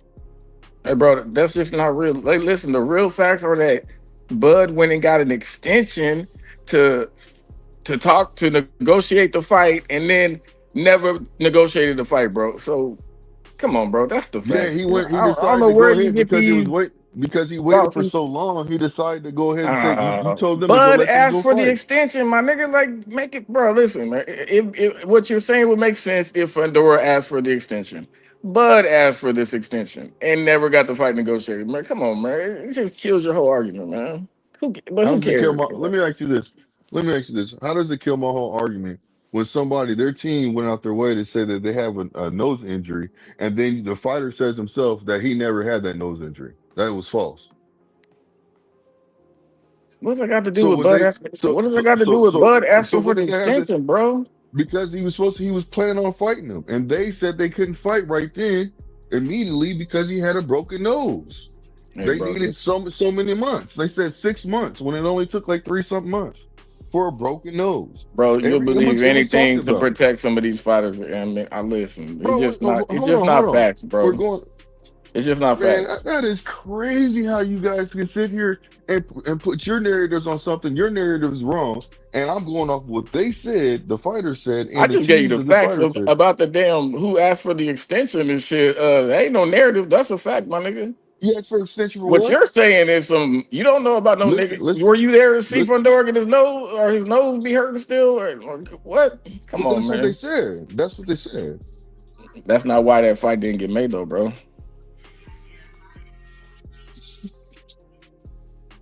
All right, man. All right. I mean, what other fight did Bud fight at 154? I mean, everything that happened, bro. it It's doesn't all help good. your argument at all, my nigga. No, now, listen, look. I know what I said. I'm going off that. Now, I don't have to agree with you, just like you don't have to agree with me. And I'm not going to hate on you. Yeah, but make it make sense, I dude. don't agree with you. If he was gonna But fight what you Fedor, saying makes no sense. But what no, you I saying said makes no make this sense, make sense. Make this make sense. Him going to fight Fedor, him wanting to fight Fedor, but never fighting again at 154. The only reason why he didn't fight again because he went up and he got the opportunity to fight Canelo for undisputed, instead of having to go there and beg people to fight him. Fighters that didn't want to He fight was him. never gonna fight Fedor, bro. That's just a fact, man. Bro, that's bullshit. Why is that so Man, hard to you just think- accept? Why I don't understand why it. is it so, but listen, it's not hard for me to accept if that's what I believe that he was gonna that was gonna be the outcome. But when you sit there and Oh you're yeah, allowing I these mean, I'm people to cool with do- that. Yeah, I know You you're see gonna what believe I'm what you saying? want to believe. That's why I said there's no point in arguing this shit. Oh, that's why I said we can agree to disagree. You have your point and you believe it, and I have my point. No, and I you believe it. can agree to believe some bullshit. That's cool, but it ain't we ain't disagreeing to disagree. Let me None ask of you this. that. None of that shit. Why is what you're saying? Why is what you're saying just because he asked for extension shows that he doesn't want to fight? Can you break that down a little bit further because the context that you're giving me doesn't make sense? Man, you gotta go ahead and look it up for yourself, bro. Like, I'm just giving you the fact of the matter. Oh, okay. See, Yeah. you actually Go look all that stuff up more yourself. context. You'll never be able to prove that Bud wanted to fight Fedor, bro. I mean, it don't even make no sense. But if you want to believe that, that's cool, my nigga. I don't want to argue about it. But No, it's all good. hold on, real quick. It's no reason to even go down that route because Bud It never himself. happened, No. Bud himself said that man is the cheat code. He called Sebastian Fedor the cheat code. I'm not saying. Correct me if I'm wrong, Blue. Did Bud call that man the cheat code? He sure in the fuck did, but that doesn't mean he's not going to fight. Okay. Shit. So once you call the man a cheat code, I'm not for to fight the cheat code. Oh man, come on. Listen what you That's saying. what Bud said. Anybody can didn't say say that. Oh Listen, Lord. listen. Hold on. Wait. Blue. Hold on. Mm-hmm. So you agree with me that he said that, right? You agree? Because it's a fact. He said that. I Okay. heard it. You heard it. I'm not Okay, gonna sit okay. there and deny So, something. so, What am so, I so, gonna just lie so, just to so try to you, control the narrative? I don't do that shit. I'm not saying you do. I'm No, I'm saying just that, saying I don't do that. That's why I said I'm not gonna go out like that. no, Like, no, come no, on, no, man. you're good. You're good. You're good. All I'm saying is if Bud says that, are you still gonna argue the fact that he wanted to fight the cheat code? Is that what you're gonna argue? No, what I'm gonna do, you know what I'm gonna do? Cause we don't know. So this is what I'm gonna do. Whenever I get an opportunity and I see Bud on, you know how like some Bud does these interviews and sometimes they allow, with the super chats, they allow people to talk to him. I'm gonna make sure I ask him that goddamn question because that is diabolical, man. Like I Let just me ask don't you a see. question, Blue. Hold on, wait, Cash. Damn, Hold it's on. real Let me quick. just, No, real quick, Cash. So what is diabolical? When you say when they ask it, what is diabolical? well, what's diabolical to me is that you guys, in my personal opinion, I feel like you guys are basically saying that he ducked the smoke with it. Fedora. No. I never said he ducked the smoke. What I said was he called him the cheat code, right? I know, but listen to okay, so listen, you're all right. But what I'm trying to hear me what I'm saying. That's still telling me that the nigga fucking ducked. So hold on. You asked me a question. I'm trying to answer it. No. You're taking what I'm saying, right? When I'm using Bud words, saying that Sebastian Fundora is the cheat code, and now you're saying that I'm saying that Bud ducked Sebastian Fundora. That's what you're saying, correct? No, what I'm saying is that the way that you're making it seem is that basically you saying basically that because he said that he don't want to fight him. Are you not saying that? No, I didn't make it seem anyway. I just used that No, man. I'm asking you a question. Hold on. I'm just asking you a question. Is that what you're saying, or not? What I am saying is Bud Crawford said that man is the cheat code, right? Okay. And because he said he was the cheat code, I took that as him saying that I don't want to fight the cheat code. So, in my interpretation for what you said, that means also there's also from my interpretation, if you would have said that to me in a dark barbershop, I'm like, damn, well the nigga ducked in if I didn't know anything about boxing. Amazing. So Shit is do crazy. you hold on. So when he said it was a cheat code, do you think when he's saying it's a cheat code, do you think he wanted to fight Sebastian Fundora? Yeah, I do. Yeah, I do. You think he did want to fight him? I think he still was going to fight him for the belt. He had a belt. Yeah. Amazing. I mean, you keep saying amazing, but you're not. So what are you saying though? You're asking me questions. Now you tell me what you feel. You answer your own question. I will. I'll answer it directly. Once you call that man the cheat code, the same way he called or he didn't call Benavidez a cheat code in that situation. They just said they wasn't gonna fight Benavidez, but it makes perfect sense to me. Hold on, man. Hold on. I didn't cut. No, Hold on. you got it. So I take that in the same sense that but a fight individual that he considered his size, Canelo Alvarez. Hence the reason Canelo didn't want to fight David Benavidez. But and I'm gonna say didn't want to smoke with Fundora or Benavidez because they were too big, right? No, I don't agree with you. Amazing. I agree with you on the David Benavidez part because he's the one. No, hold on. Did he say that? How is David Benavidez? What, 6'4"? How tall is he? I think he's 6'2". Okay, so 6'2", right? And then he rehydrates. So what did Bud say? 200 pounds, right? Plus. But Did Bud say that? it really. No, We're really not. That's it. I don't really worry about Benavidez. But did he say that? But hold on. No. Did he say that? I'm yes talking. or no? What we're really talking about is Sebastian Fundora That's I what know, we're but really you talking about. brought in David Benavidez. So what I'm saying to you No. is, But I'm using the my context. only reason I brought that in is because they spoke on those individuals the same way. What we're really speaking on is Sebastian Fundora, and Okay, the so reason. Hold Sebastian on. Let me. So the reason we're speaking on it is because even in that time frame, right before Bud was moving up, you know what I'm saying, and when Bud moved before he was moving up to fight Canelo at 68, when he moved to 54 and fought Madrimov, right, we wanted to see him fight Sebastian Fundora, and him and Bowman said, no, we're not gonna fight him. They're a cheat code, correct?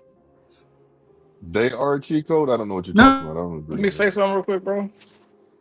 I don't agree with that. But hold on, Cash. I need Dub to answer this Yeah, question. damn, So nigga. Dub, did he say that he rehydrates to 200 pounds plus? I don't care if you make the weight, you make the weight. Okay, so listen to what I'm saying. So you have somebody, that's fine. We'll just say a 168 pounder, 6'2", 168 pounder, and then you have a person at 6'6", 154 that campaigns at 154 that should be in a higher weight class, skinny and tall. I do think that Bud was serious when he said he'll fight him. I don't see him trying to say that he's too big. He's just tall. That's all he is. He ain't too big. He ain't like tall and has the mass on him. He's tall and skinny and lanky. So why'd he pull out negotiations, nigga? Like, what the history don't fit your argument, my nigga? Jesus What Christ. negotiations did? So I understand that you think Bud is some superhero, nigga, but he literally, they were in negotiations because Errol couldn't get the fight with Fundora. Fundora said, fuck it, I'll fight Bud. They started to negotiate and they were trying to get the fight made. Bud said, I needed extension for negotiations and pulled out negotiations and they didn't fight, my nigga. So the history don't fit your argument, man. Jesus Christ, Bud also man. told him. Bud also God told them damn. that. Bud said this, to them. Bud said that. Bud also Man. said, "Hey man, you two go ahead and fight." Nigga pulled I'll out fight the winner. negotiations. End of argument, nigga. What you talking Bud about? also said that you two go ahead and fight. I'll fight the winner. All right. Well, that's fine. That's fine. Y'all can have it how y'all want to. Everybody, man. We 3 hours in. Y'all know how I am. I gotta take my black ass to sleep because I gotta go to work. Let me get everybody last words. Mr. Real quick, I want to, and nobody don't give your last words yet. I just want to see who here. Crush, you in the building?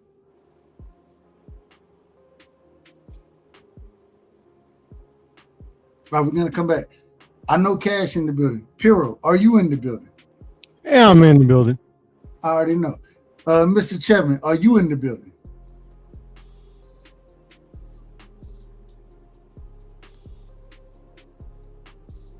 Mr. Chapman, are you there? Okay, so y'all correct me if I'm wrong in this situation. Blue, I know you. Blue, you in the building. I know you in the building. Mm-hmm. Cash, I know you in the building. Would y'all agree right now that Crush and Mr. Chapman are not in the building right now? Would y'all agree with that? Yeah, nigga. Hell, I gotta. I be trying to. Hey, I be trying to be what they call it. Hey, I be trying to be. It ain't political. I be trying to be I don't know the right word to use. You know, hey, I don't want no smoke. I don't want no smoke. All right, we're gonna go to Crush and Mr. Chapman last. Let's do things the right way. Piro,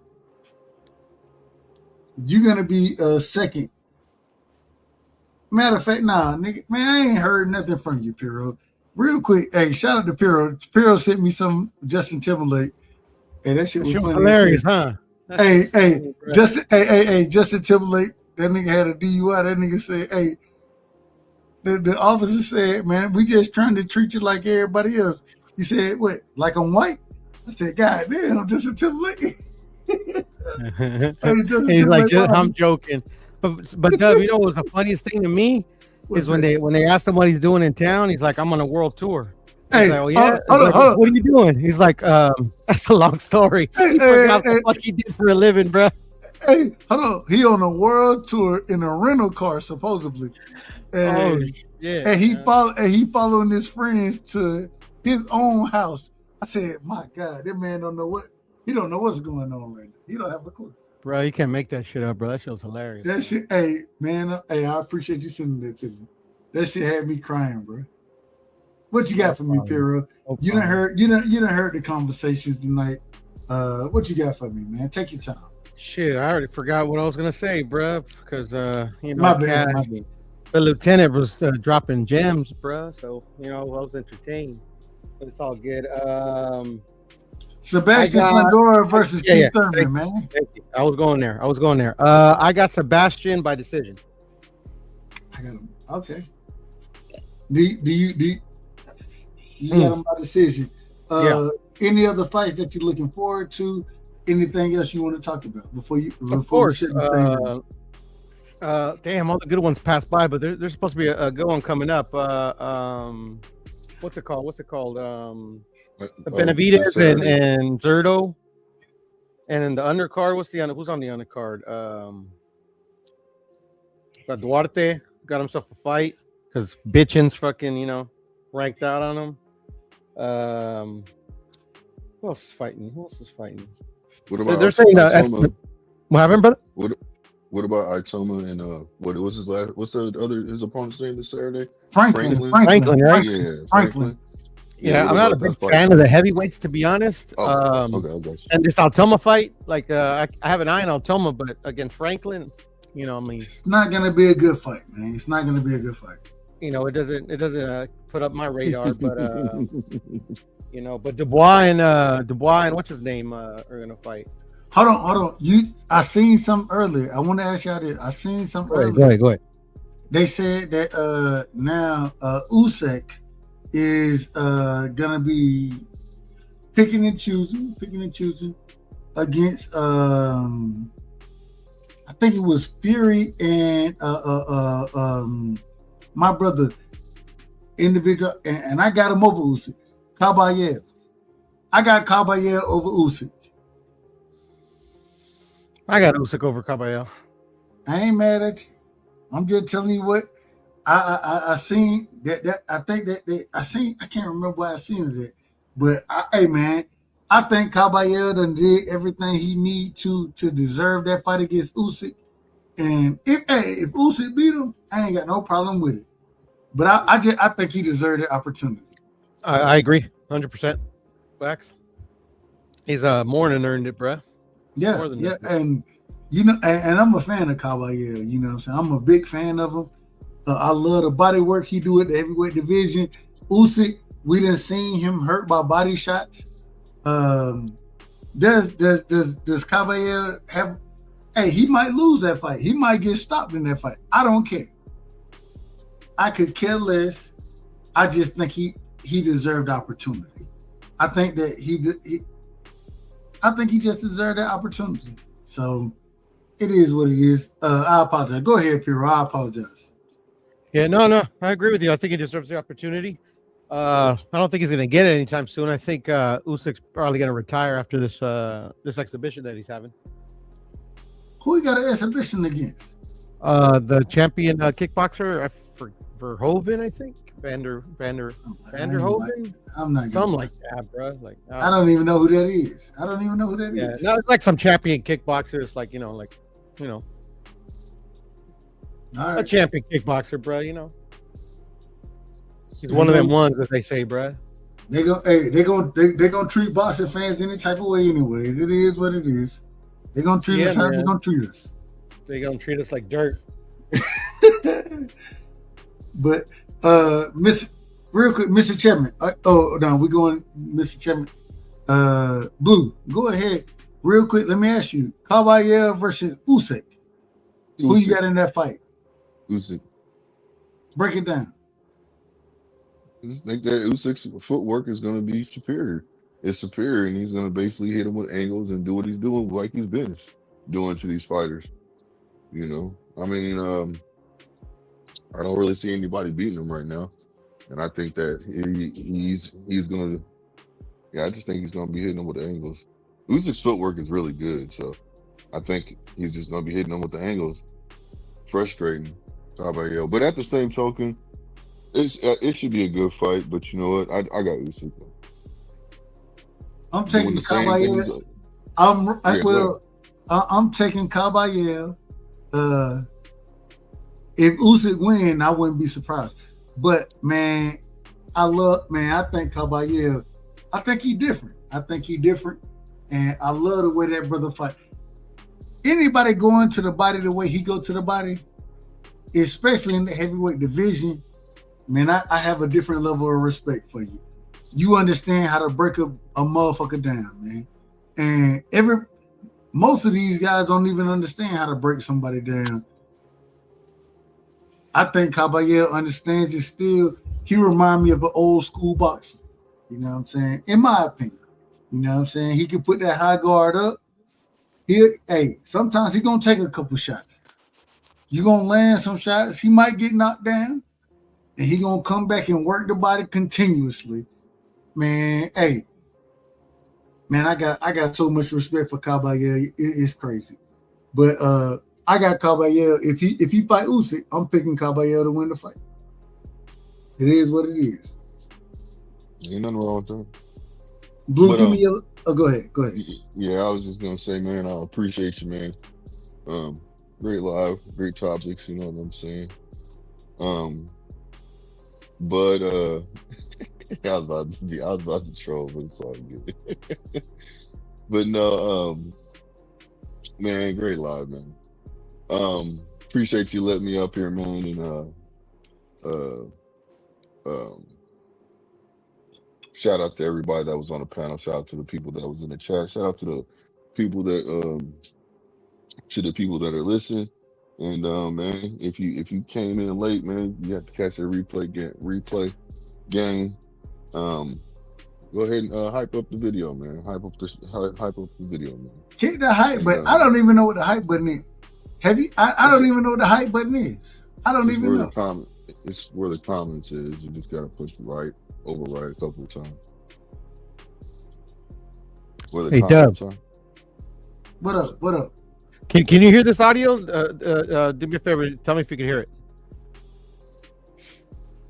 Can you hear that? No, I can't hear it. Can I hear it? I can't Can you hear it? No. No. Okay. No, we can't hear it. Nobody can hear it. Okie dokie. Let me see.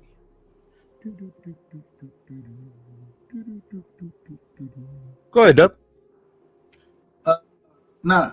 Hey, y'all hit what I was gonna say is go ahead, Boo. Go ahead, peace, Boo. love. Yeah, I'm almost done, bro. Peace, love, and hair grease, and let's on to the next one, brother. Thanks. We're gonna keep rocking, and we're gonna do what we do around here, man. Blue, you know you my brother, and I love you. Yeah, you out of order a lot of times, but you was just a few minutes ago with the. I ain't got no problem. I ain't got no problem being out of order. Matter of fact, like I always tell y'all, on my show, I'm probably the most out of order individual out here anyways. You know what I'm saying? So it is what it is. But man, hey, I ain't got nothing but love and respect for you, my brother. And we'll do it again. Yes, sir. That'll be easy, man. Peace, love, and hair grease. Hey, looking forward. So it's crazy. I got the next 2 days off. And so I might be acting a fool over there. Shout out to my brother B3. Shout out to B3. I'm gonna be pulling up on my brother's show because hey, I got a little time. I got 2 days off. So when you get them 2 days off, you know we gonna act a fool anyway. So and you know I got 2 days off this week and I got 3 days off next week, which is crazy. It's crazy work because my son he on spring break. And he gonna be on Saturday. I gotta go drop him off with his mom's. You know what I'm saying? So they'll be rocking. And hey, I'm gonna align my time accordingly. So shout out to my brother, man. But hey, Blue, we'll chop it up soon. Yeah, for sure. Love you, brother. Peace, everybody. Mr. Hold on, real quick. Well, we gotta say, Mr. Chairman and Piro, did you? I don't know what are you looking for? Are you looking for? Do I need to share a video or something?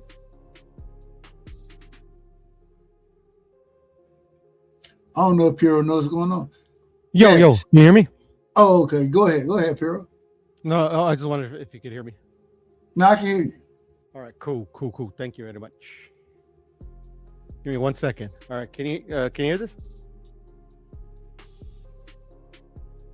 Can you hear that? No, we can't hear it. No? Okay. Hold on, real quick. Can anybody else hear it? Cash, can you hear it? No, I don't hear nothing. Yeah, I don't hear anything. Can you share it in the background so I can play it? Can you hear it? No, man, we can't hear it. All good, bro. I was just trying to do my drop. You about to piss me off. I was just trying to do my drop. Well, we're gonna give you the drop, man. This is how Piro comes.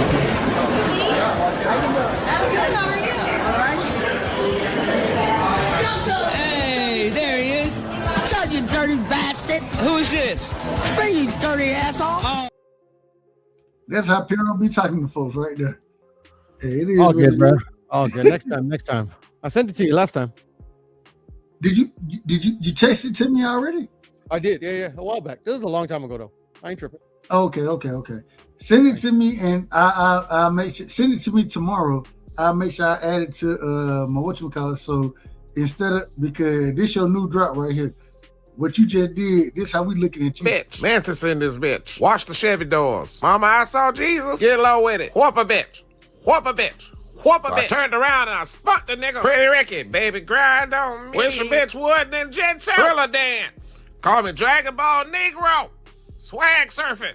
Where my DoorDash order? Not you? All right, then. Keep it moving. Old dirty bastard, drunk style. Too low to get under. Too high to get over. Melodies from heaven rain down. Damn, my socks wet. Got a rock in my shoe. Shit, I wish I could move like that, bro. Hey, look, you, bro. I'm old now, bro. Hey, I'm old. Hey, we done talked too many times. You know I'm old like you old. So, and we both ain't nearly as old as we sound. So, I mean, you know, I still do my thing, but you know, yeah, I'm getting old, bro. My knees still hurt to this day. So, hey, if the weather is wrong, then my knees ain't strong. I'm just telling you. Because he played basketball those years. That's why it's hard on the knees. That is what it is. Hey, what you want me to do? But hey, love you, bro. And I'm gonna hit you up. We'll rock again. No, for sure. Thank you for having me, man. I'm out, please. Man, you know you're my brother. Yeah, Cash, give me your last words, my brother. Real quick, Cash. Hold on, real quick. We haven't had a chance to do the conspiracy show, that type of thing. Man, I gotta go in, and you're gonna be mad and happy at me at the same time. I gotta go in on Donald Trump, man. I gotta go in on the Iran war that's going on. I know it's about see how y'all see how talking to you sound like you was praising this shit. I was like, nigga, this shit is crazy, man. I feel like I'm in the upside down a lot of times, man. Like, no. I said from the beginning. I said, man, I ain't never agreed with that shit. I ain't never agreed with it. But that's not what it sounded like. But all right, you can't never tell me a time that I agree with that war. It sounded like you were giving Donald Trump praises at the end of one of them last shows, and I was like, huh? Man, you out of order. You out of order, man. I mean, I didn't know why you ever. It is what it is. We gotta get into it. We gotta talk about it because, man, you really can't debate me politically because when it boils down to, you can't really debate me on the politics. I can always debate you on politics. I mean, you could try, but you don't even understand that at the root of your argument, you have a person who's breaking laws, and politics is law. Is These motherfuckers make the laws. So if you respect politics to talk about it, you can't really talk about it and be like, but I want this nigga who be out here breaking laws. Like, come on, man. You can't even agree that he's obviously breaking laws. Like, man, so you're having a dishonest argument. That's all you would be. It would just be a dishonest debate. You tell me anytime that I done debated you or talked to you and tried to be dishonest or not truthful about. I just told you about Trump. When I was telling you about the laws that he was obviously breaking, that I could see back then on TV, the laws. I knew these things were illegal, and then it comes out it was proven they were illegal, but you still can't even admit they were illegal. You be like, I didn't see him doing nothing illegal. And then I even heard you say that you was cool with it because you just wanted you were mad at the game, so you wanted someone come in and blow the game up, man. Like, man, listen, don't try to argue politics with me. You just get destroyed, nigga. You be having a dishonest argument at the root. So your whole conversation, shit, everything you say is corrupted. Amazing. That's just the facts. I'm sorry. I'm sorry you can't understand that, but you'll get there one day. You know what I mean?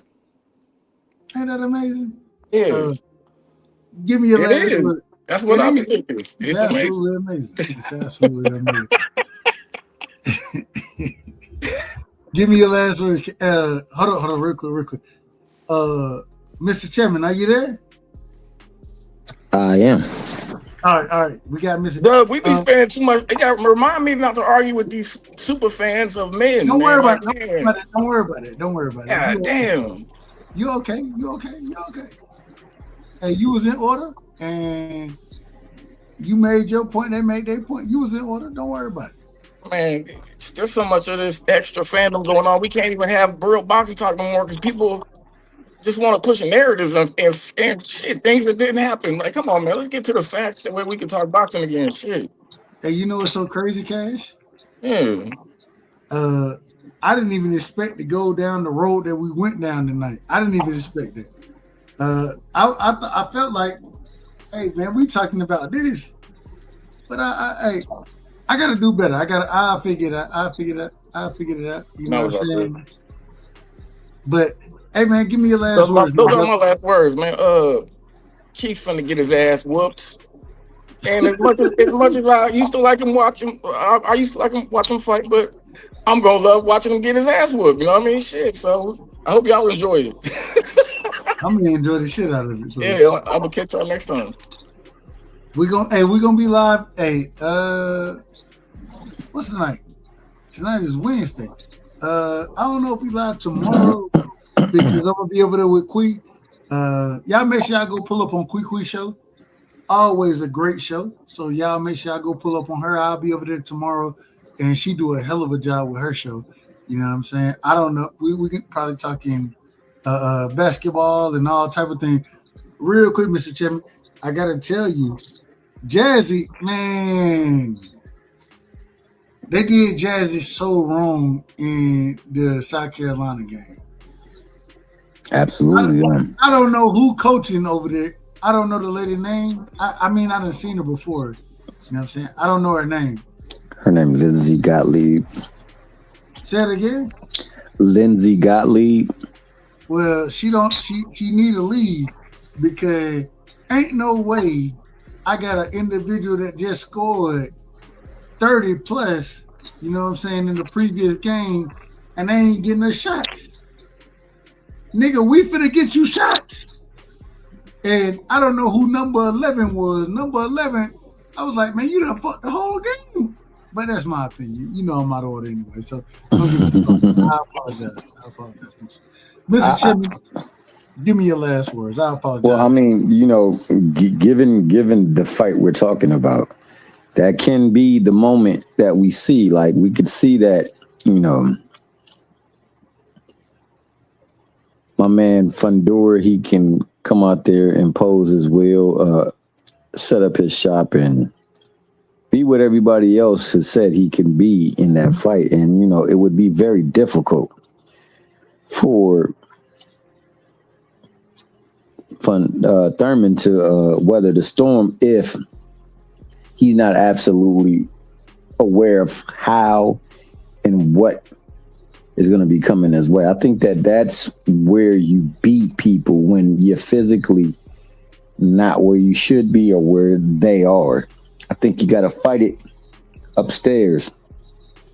So in order for him to like actually be of any type of threat or any type of like effectiveness, he's going to have to give him something to think about. He's going to have to disrupt his timing. Now, I didn't say go in close because I agree with you guys who said that, you know, on close, he's a little bit more difficult because first and foremost, he had to fight that way. He couldn't see as well. And on top of that, you know, he's got leverage and you know, he's able to shoot those uppercuts. So that's why I say, like, you got to work your way to there. You can't stay there, but you got to stay just off of the very end of his reach. So in between there, and you got to work in with his timing of jumping in and jumping out. Can Thurman do that? That's going to be questionable. And that's going to be what people would look for. But I like me some Thurman. I've always liked him. And I think that, you know, in this fight, he is the USC that I know. He is the SC that I know. I think that, you know, in this fight, South Carolina would definitely be Fundora. And it's interesting to see what type of fight we get.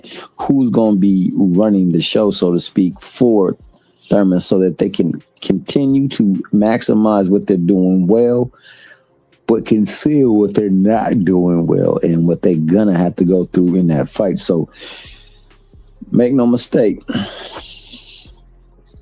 time is undefeated. Inactivity always wins over when you're not actually giving yourself the repetition you need to continue to stay sharp. So that's not in his favor. And not only just youth, but the fact that Thurman is marketable right now makes it tough for a decision, no matter how well you fight in there. That being the case, man, we need a juju performance. We need somebody to tap into Thurman and tell him, hey, look, yo, man, this is what we can do. This is how we can do it. Now, are you willing to go to whatever length it is necessary to prove this thing out? Because he's going to have to do things that he's not comfortable doing. And, you know, he's going to have to sustain it. Mr. Chairman, do you give him a chance to win the fight? I give him a chance because, you know, it's boxing and anybody can just throw a punch. Mendoza showed us that can connect and change things. He is 6'6" or 6'7", and he is fighting at 154. There's always a chance that, you know what, he can get clipped. I think that I told you, I find myself saying that, you know, the Keith Thurman that was once upon a time will be the Keith Thurman that we see in that ring. And is that good enough? That's what I'm not certain of. I favor Fundora.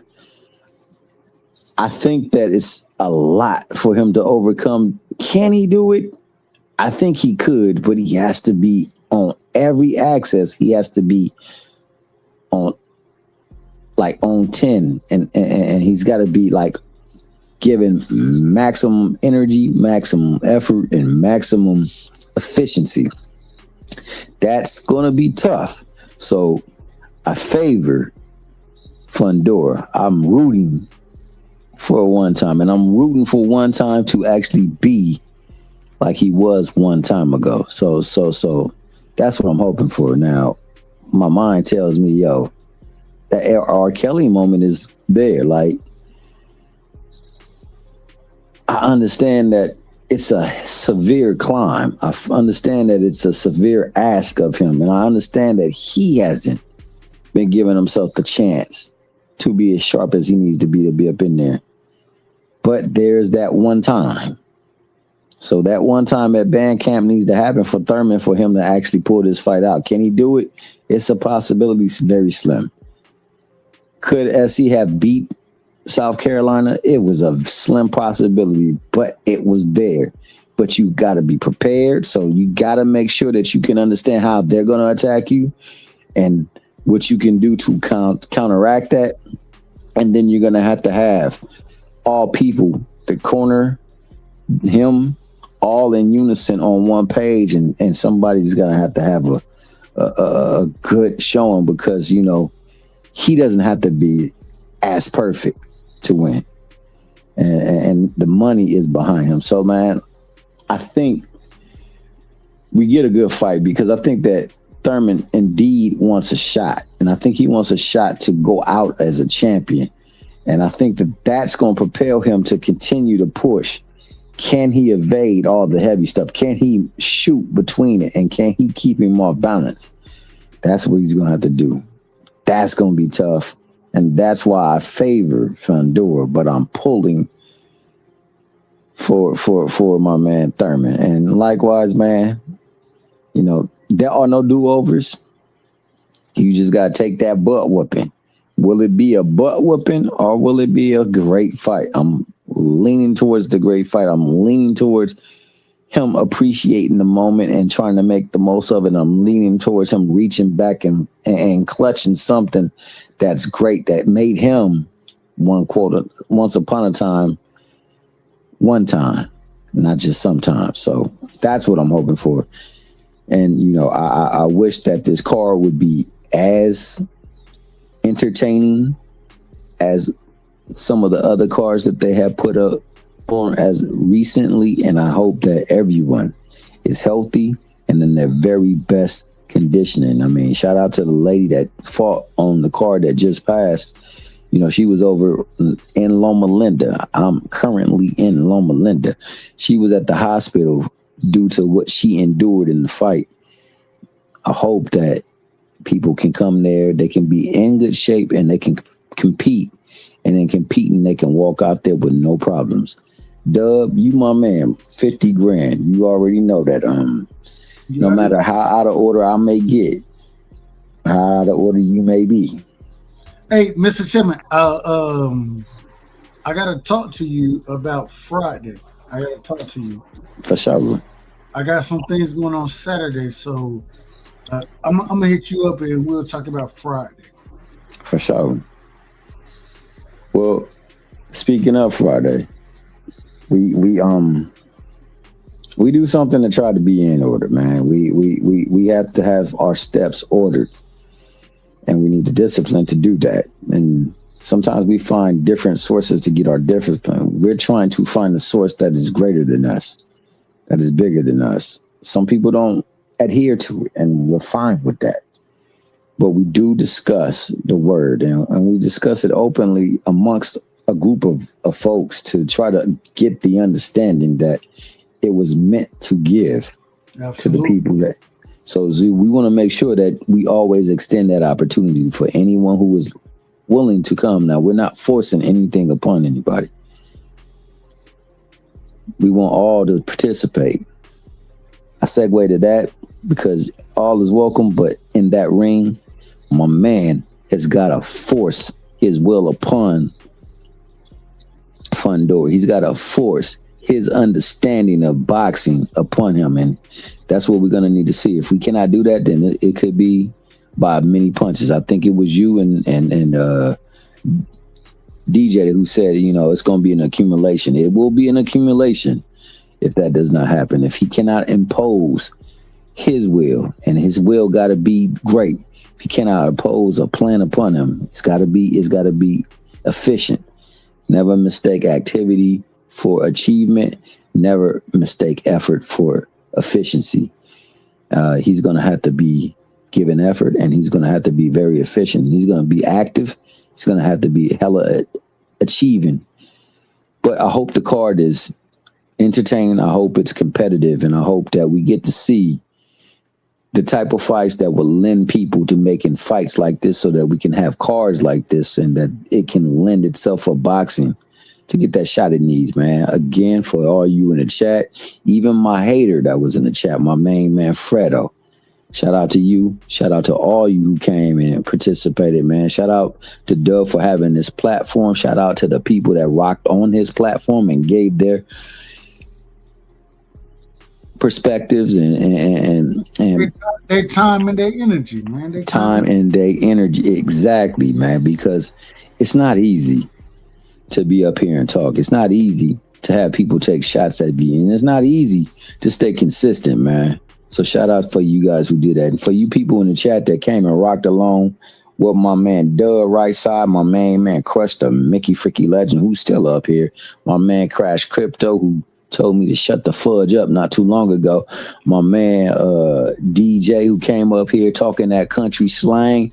My man shout out to Alabama, man. Shout out to Alabama. Shout out to Bama, man. You know what I'm saying? Hey, I can't stand Alabama, but I love them. I love them. Hey, there's either war for Eagles or there's a tie that got a roll, but it's still gonna be fought on all day, every day. Hey, hold on. You know the crazy thing, Mr. Chairman, with DJ, and I love DJ. That's my brother, and I love him. Man, he an Alabama fan. I'm a Georgia fan. You know what I'm saying? No, facts. That's fact. He a Philly fan. I'm a Cowboys. I'm a Philly fan too. I understand y'all that. Be out of order. Y'all be out of order, but we ain't worried about y'all being all I'm saying is for my brother to pull up the way he pull up. Facts. Always be in order and show love. You know what I'm saying? Same way you do. I really appreciate y'all because y'all can get up here and cuss me out. The chat cuss me out. My own chat cuss me out more than anybody else do. Which is okay. I ain't got no problem with it. I have no problem with it. That's why the chat is the chat. And we love y'all. Keep pulling up, man. We ain't got no problem. But no, that's a fact. That's a fact. But hey, we got tough skin around here, man. It ain't nothing personal. Look. Big Dog Willie said, the right side, you were on Trump train for a while. I remember it all. Hey, I don't disagree. I disagree with what he doing now.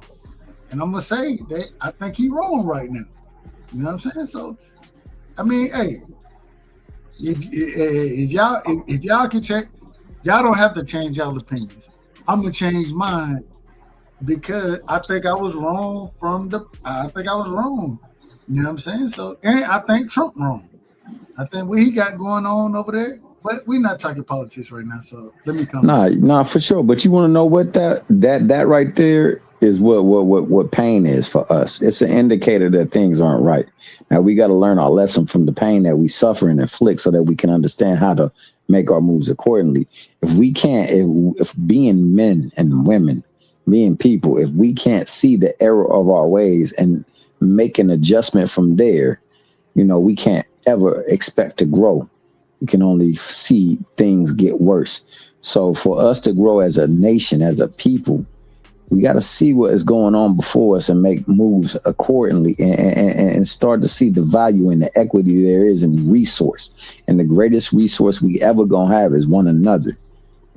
A man gonna have to govern himself in that ring. Speaking of Thurman, because the resources, if it's only on him, it's not going to be great enough. Hey, Mr. Chairman, do you remember the old folks? And this is, the old folk when you have to go to church and things like that. Oh yeah, oh yeah. They used to tell you, govern yourself accordingly. Accordingly, amen to that, my man. Dub. That's why. That's what they used to tell you back in the day. Hey, and on that note, I'm going to govern myself accordingly and say, you already know what it is. While I'm here, if you ain't rocking with my man Dub, you ain't rocking on the right side, dog. Wrong side, man. Y'all on the wrong side. But if y'all over here right now, y'all on the right side. Y'all on the right side. So let's try to get right, man. Let's come together, man. Appreciate, like I said, everybody that came and gave to the panel. We had Mex up here. We had Puddle for a little bit. We had a couple of. We had Blue Hustle, man. We had a lot of folks that come up here, man. And the one thing about Dub is like he is country, And we know country folk are very hospitable, so you are more than welcome to hit that link. And if you do they people wrong, they come for you. And so Dub is telling people out there, don't send for him. I mean, don't come for him unless he sent for you. I don't want no smoke, man. He don't want no smoke. No smoke. But at the same time, he wants you to be in order. Only Mickey Frickies around here that's gonna be out of order is him. Because he came up with out of order promotion. So on that note, you guys have a lovely evening. Whenever we get together, Friday, if we can get together Friday, and you're gonna be available sometime. I'm gonna call you tomorrow. We gotta talk about that because I don't know exactly how it plays out. So I'm gonna call you tomorrow so we can talk about it. Hey man, hey, shout out to KO. Shout out to my man Deem in round 1. Shout out to Thrill Hill, the kinfolk, for the losses that they had to endure. So sorry for that, man, but may the loss of them bring the strength in you and the union of you to become together so that you guys can find love, understanding, and discernment throughout the midst of their trials, your tribulations, and your bereavement. And man, much love to everybody, bro. Man, you rocking on the right side.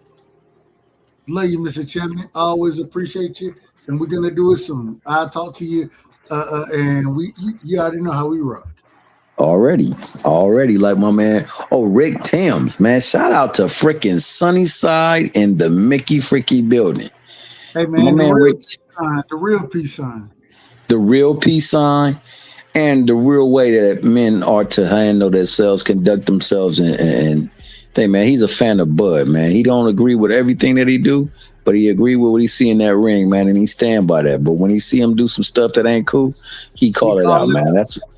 That's how we got to be, man. So shout out to Rick Timms, man. And that brother got a channel. He gonna start putting content. Make sure when you see Rick Timms, you sub up. No, he already done started putting content out. Rick Timms might go to the restaurant. He might be live at the restaurant, and shout out to my brother Rick. I'd be like, hey, you know, the first thing I gotta, man, what's on the menu, man? What you eating over there? And you know, he showed me love, but shout out to Rick Timms, man. That's my brother, and I love him. Yeah, man. I love all y'all, man. I love all y'all. Yeah. Hey, some of us are easier to love than others, man. And you know, I ain't gonna say I'm gonna say it right now, man. Rick Timms, good dude, bro. Hey, Mr. Chip, I gotta ask you. If you don't love one, you don't love anybody. Hey, that's a fact. You have to love God told us you gotta love your enemies. You understand? And whether you agree or disagree, I love everybody, and I'm gonna love y'all because, man, I appreciate y'all. I may disagree with y'all now, and you know I'm good to disagree, but I still love y'all because I learned so much from y'all, and whether we agree, disagree, man, that ain't got nothing to do with nothing. I ain't gotta like you. Shout out to my brother Haplo. Haplo is Haplo. He the word that I want to use is blessed. He blessed me into the YouTube community. The first time I ever got cooked on a panel, right, was by Haplo. And my brother Haplo pull up on my show now. And anytime I see him, man, I'm going to show him love because, and I say it all the time. Man, Haplo, hey, he put hands on me the first time I had the argument. He put hands on me. But ever since then, I took it on the chin, and get what? Haplo be like, man, he was the first person to ever say, you're going to be better than what you think you are right now. You're going to be good for this space. He was the first person to tell me that after he cooked me. He cooked me first. That's a fact. But after he cooked me, he said, man, you're going to be good for this space. And, man, shout out to my brother Haplo. But shout out to you, Mr. Chairman. And we're going to do it soon. Look for a call from me tomorrow or later on tonight. Or later on tonight. All right, then, man. You already know it's all love, man. Hey, and shout out to everybody that came through, man. Y'all be easy. Crush the legend. Crush, are you in the building?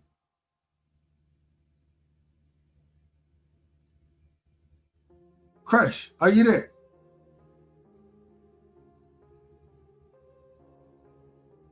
Yoda, the Jedi Master, are you there?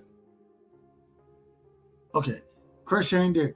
But hey, shout out to Crush. Y'all make sure, because Crush, I think he'll be live at this current moment in time. It'll probably be 4 hours, about 4 hours from now. He gonna be live.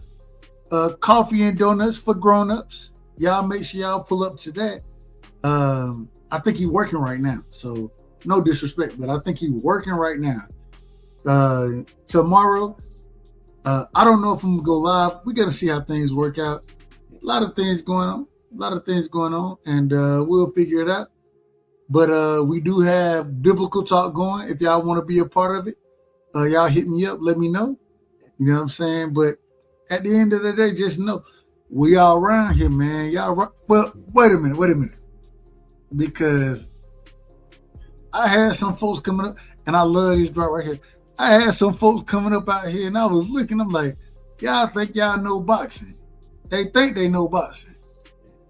And then when I be asking questions, they be talking about this right here. Mantis in this bitch. Wash the Chevy doors. Mama, I saw Jesus. Get low with it. Whoop a bitch. Whoop a bitch. Whoop a bitch. I turned around and I spunk the nigga. Pretty Ricky, baby, grind on me. Wish a bitch would, then jet set. Thriller dance. Call me Dragon Ball Negro. Swag surfing. Where my DoorDash order? Not you? All right, then. Keep it moving. Old dirty bastard, drunk style. Too low to get under. Too high to get over. Melodies from heaven rain down. Damn, my socks wet. Got a rock in my shoe. They end up with a damn rock in their shoe. But man, I love y'all. I appreciate y'all. And man, only thing I can tell y'all, just know when y'all over here, man, y'all rocking on the right side. Much love, peace, and hair grease. Bud Crawford is a fight fan, and he's a fight fan's fighter. The Ennis Express is a runaway train. Ain't no pressure when you built for this. Man down, round one. The truth hurts. Ladies and gentlemen, presenting the undefeated super flyweight from San Antonio, Texas, Jesse Damn Rodriguez!